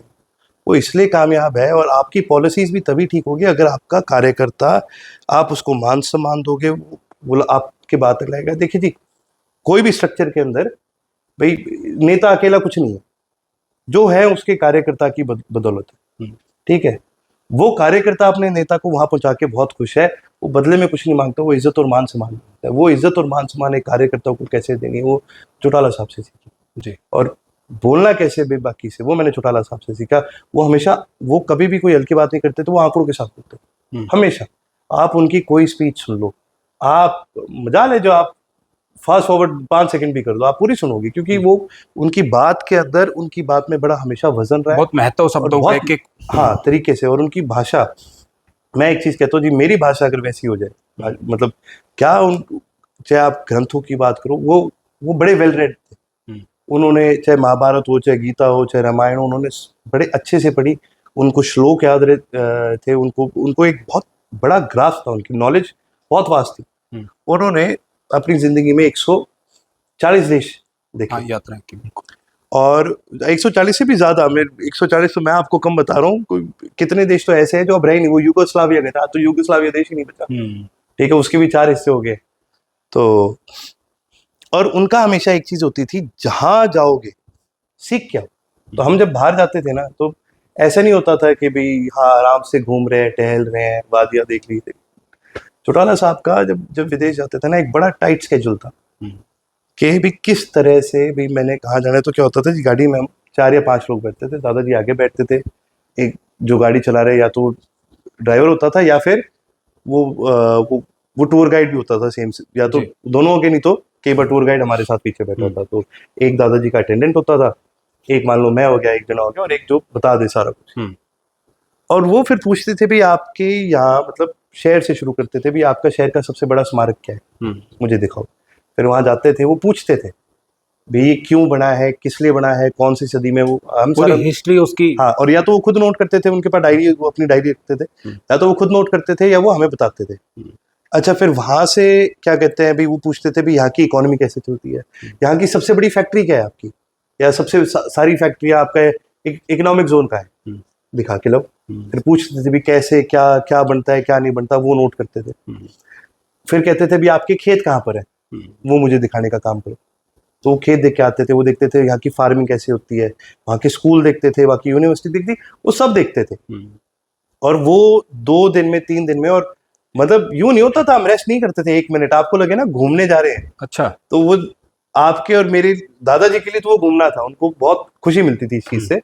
वो उनके एक हमेशा एक नॉलेज की हमेशा एक इच्छा रही है। आप देखेंगे चौटाला साहब ने 10वीं बड़ी लेट करी, लेकिन ज्ञान जो उनके पास जो नॉलेज थी, वो कोई कोई उसकी तुलना नहीं कर सकता था। जो बिल्कुल। दुनिया की आप कहीं की बात कर लो, बड़े खुल कर से किसी भी सब्जेक्ट पे आपसे बात कर सकते थे। उनकी एक नॉलेज की चाहती और वो बड़ा खुश होते थे। पर वो हमारा ना 2 दिन का, हम एक देश 2 दिन में घूमते थे। अच्छा। हाँ, 2 दिन हमने फलाने देश में लगाए, चलो अगले देश में, यहाँ फलाने दिन। अगर छोटा देश होता था तो कई बार तो ऐसा होता था कि भी सुबह वहां पहुंचे, दिन दिन में घूमा, हाँ भी ठीक है देख लिया, हाँ। हाँ जी देख लिया, और तो कुछ यहाँ है नहीं देखने, चलो फिर अगले दिन। तो शाम तो को। कई बार, हाँ कई बार हमने ऐसे भी ट्रैवल करा है। और तो वो चीज जो मैंने उनसे सीखी ना, वो मैं हमेशा उस चीज के लिए मैंने उनसे सीखी है कि भाई नॉलेज जितनी ज्यादा हो सके आप लो। हम्म, चौधरी अभय सिंह जी से मैंने सीखा कि जब सारी परिस्थिति आपके विपरीत हो ना, फिर भी कैसे बेबाकी से लड़ना है, ये मैंने चौधरी अभय सिंह जी से सीखा। आप देखो जी, प्रदेश के अंदर कोई कमी नहीं थी विपरीत परिस्थितियों की, लेकिन फिर भी आज उनकी पहचान इस प्रदेश के अंदर एक अलग पहचान है। वो कैसे है? वो उनकी मेहनत की वजह से है। कोई और आदमी होता ना, अगर कोई जो मान लो अगर एक सीट पर उसका संगठन आ जाओ, ठीक है, वो पता नहीं क्या कर लेता। ठीक है, चौधरी अभय सिंह जी ने कभी भी अपने उसूलों को लेके कॉम्प्रोमाइज नहीं करा। उन्होंने बोला जो देखी होगी लड़ाई हम लड़ेंगे, हम सही तरीके से लड़ेंगे और हम आगे बढ़ेंगे और हम बढ़ रहे हैं जी। तो ये चीजें मैंने सीखी। अच्छा, मेरा आखिरी सवाल इस पॉडकास्ट का, 25 सितंबर को चौधरी देवलाल जी का जो सम्मान समारोह इस बार जो है मेवात में मनाया जाएगा, तो मेवात को कुछ इस बार चूज करने का खास मकसद? देखिए, कभी कोई ऐसा खास मकसद नहीं होता। अगर आप उस तरह से देखेंगे, यहाँ देखिए जी, हम हरियाणा के हर जिले में करते हैं। ठीक है, हमने कुरुक्षेत्र भी करी है, अम्बाड़ा भी करी है, करनाल भी करी है, रेवाड़ी भी करी है, भिवानी। आप हरियाणा का जिला बताइए, हर जिले में ये रैली होती है। मेवात के लोगों की बहुत मांग थी जी कि जी एक बड़ा अरसा हो गया और कहीं ना कहीं उनको चौटाला साहब के बाद कहीं ना कहीं शायद से कहीं कमी महसूस होती थी। और वो क्योंकि चौटाला साहब का मेवात जिले के साथ एक बड़ा हमेशा प्रेम है। हर बार वो जाते थे, हाँ, इफ्तार में पार्टी में, हाँ हमेशा जाते थे। मेवात को जिला चौटाला साहब ने बनाया, बिल्कुल बिल्कुल, उसको जिला का दर्जा दिया था। अब तो शायद से ये बीजेपी वाले कह रहे हैं इसको शायद से जिला से हटाएंगे, पता नहीं परिसीमन के बाद। पर उनका हमेशा बड़ा प्रेम था क्योंकि चौटाला साहब बहुत सेक्युलर थे। तो वो जब वहाँ गए, उनकी कमी बड़ी महसूस होती है। और अब लोगों की एक बड़ी उम्मीद चौधरी अभय सिंह जी से है। लोगों ने कहा कि जी हम चाहते हैं वो आप जिस प्रकार से आपने बाकी सारे प्रदेश में करी, आप आओ, आप हमारे साथ टाइम स्पेंड करो। हम चाहते हैं कि भी अब की बार हम एक रैली यहाँ करें और साथ में प्रदेश को भी ये मैसेज आए कि भी मेवात के लोग आज भी चौटाला साहब के साथ खड़े, परिस्थिति है कैसी भी हो, आज भी लोगों का प्रेम और प्यार बहुत ज्यादा है। आप एक चीज देखिए जी, और ये ना मेरे को बड़ा दुख होता है कई बार, मैं समाज में ना लोग आज के दिन खासकर जब से ये बीजेपी आई इन्होंने बहुत लोगों को बांटा है। और दुख मेरे को पता है किस लिए होता है, क्योंकि मैं आपको यहाँ की इलाहाबाद की एक बात बताऊंगा जी।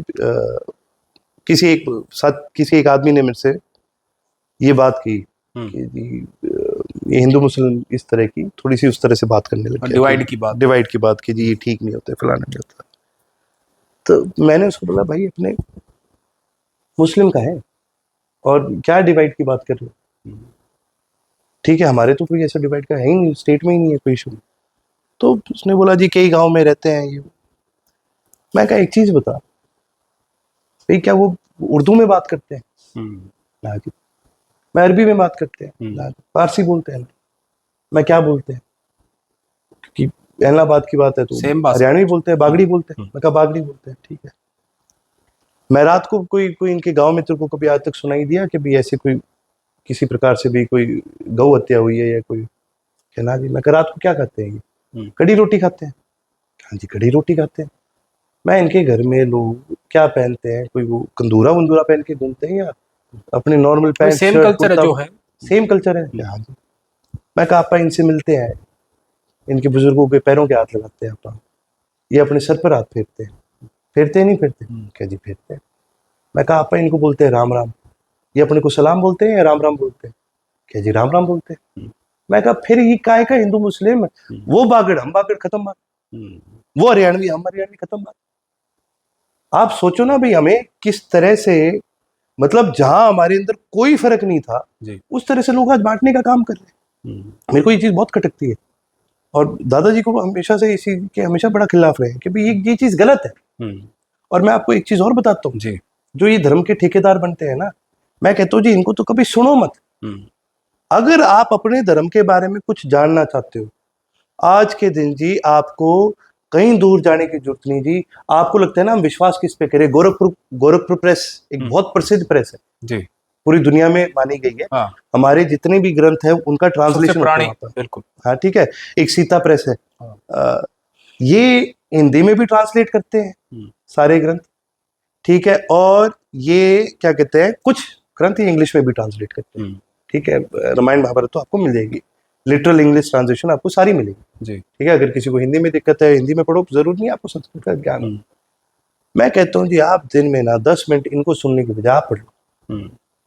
आपको एक चीज का एहसास होगा कि जी जो हमारा जो धर्म है जिसको हम सनातन कहते हैं, पहली बात धर्म शब्द हमारे धर्म में नहीं है। अब ये देखो ये भी कितनी मजे की बात है, धर्म शब्द हमारे धर्म में नहीं है। ये धर्म शब्द कहाँ से है? धर्म हम किसको कहते हैं? जो हमारा वैदिक और जो पुराणों में धर्म का मतलब होता है एक तरह से कर्तव्य।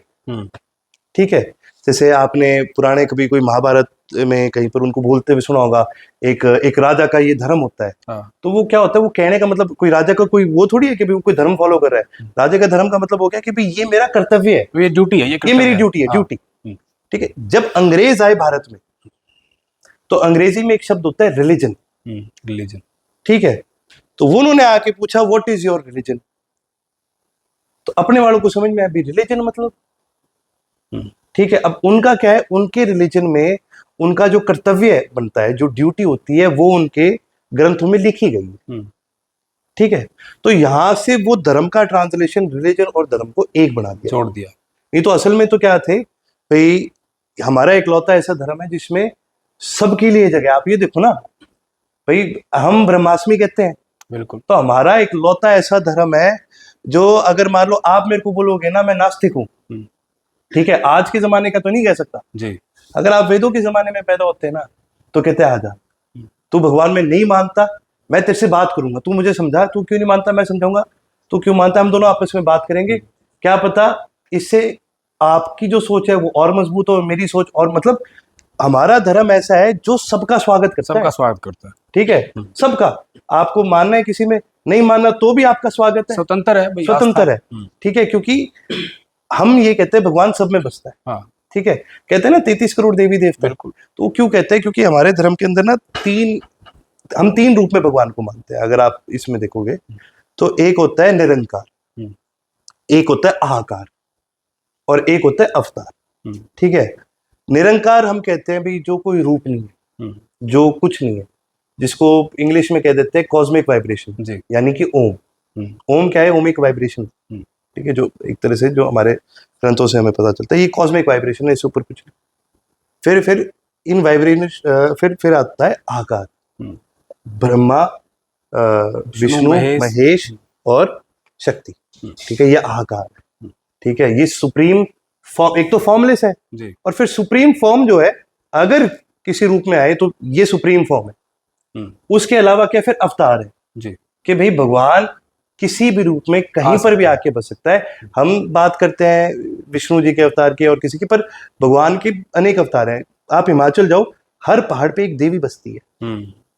ठीक है, और हर क्या कहते हैं, आप देखो हमारे तो हर नदी में देवी बसती है, हमारे हर जंगल में देवता बसते हैं, हर पहाड़ पे देवी देवता बसते हैं, क्योंकि हम हर चीज में भगवान को पूजते हैं। बहुत सारे अवतार हैं। ठीक है, हम तो आप ये देखो ना, हम तो जब कौन सा त्योहार आता है हम बच्चों की भी पूजा करते हैं, हम सबकी पूजा करते हैं। हमारा धर्म देखो ना, पति पत्नी की भी करता है, पति पत्नी की, मतलब दोनों एक दूसरे की पूजा करते हैं। हमारे धर्म में ये कल्चर भी है, हर चीज का सम्मान, बच्चों की, हाँ, सबका सम्मान है, क्योंकि सब में भगवान का रूप है।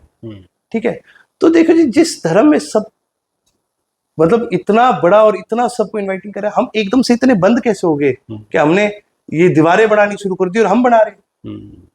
ठीक है, कोई और दीवारें बनाना शुरू करे तब समझ में आया कि भाई चलो उनका कल्चर ऐसा है जी, हमारा तो कल्चर ही नहीं है ये, तो सबको साथ लेके चलते हैं। तो ये मेरा मानना है, ये बहुत समाज के अंदर आज एक बड़ा गलत मैसेज आता है। देखो जी, हम चाहते हैं इन चीजों से निकले। ठीक है, हम चाहते हैं कि यार हमारे जब बच्चे आपस में खेलते हैं, ठीक है, आपके जब बच्चों का स्कूल में कोई बेस्ट फ्रेंड बनता है, आप पूछते हो क्या यार कौन सी कास्ट का है, क्या है? बिल्कुल, बच्चे तभी कहते हैं ना बच्चे भगवान का रूप होते हैं, उन्हीं से सीख लो। ठीक है, साथ रहेंगे। और हरियाणा में खास करके पिछले दिनों में मेवात के प्रति कई ऐसी बातें कही गई, कई वहां पर दंगे हुए। मैं एक चीज बताता हूँ जी, ये वो जिला है जिस जिले के लोगों ने 1859 में अपनी कुर्बानियां दी थी, पता नहीं कितने, हर गांव में कितने लोग शहीद हुए। आप एक चीज तो, वो भी तो मेयो बोलते हैं, आपने कभी सुनी है वहां की भाषा? इतने मीठे लोग आपको कहीं नहीं मिलेंगे। वो हमसे अलग नहीं होना चाह रहे, वो हमें नहीं कहते न्यारा, वो वही बात है ना, वो कल्चरली हमारे साथ है, आप क्यों उनको दूर करना चाह रहे?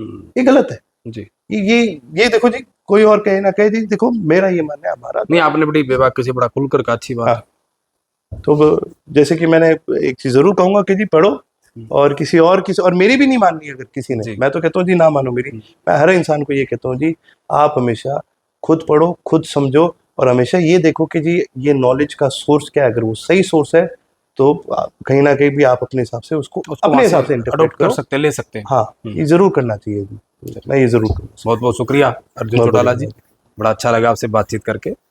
तो ये थे इनेलो के विधायक अर्जुन सिंह चौटाला, और बड़ी बेबाकी से, क्योंकि जैसा मैंने शुरू में कहा कि मेरा पहला पॉडकास्ट था, और पॉडकास्ट में बड़ी खुलकर बातें होती, और मुझे पर्सनली बड़ा अच्छा लगा।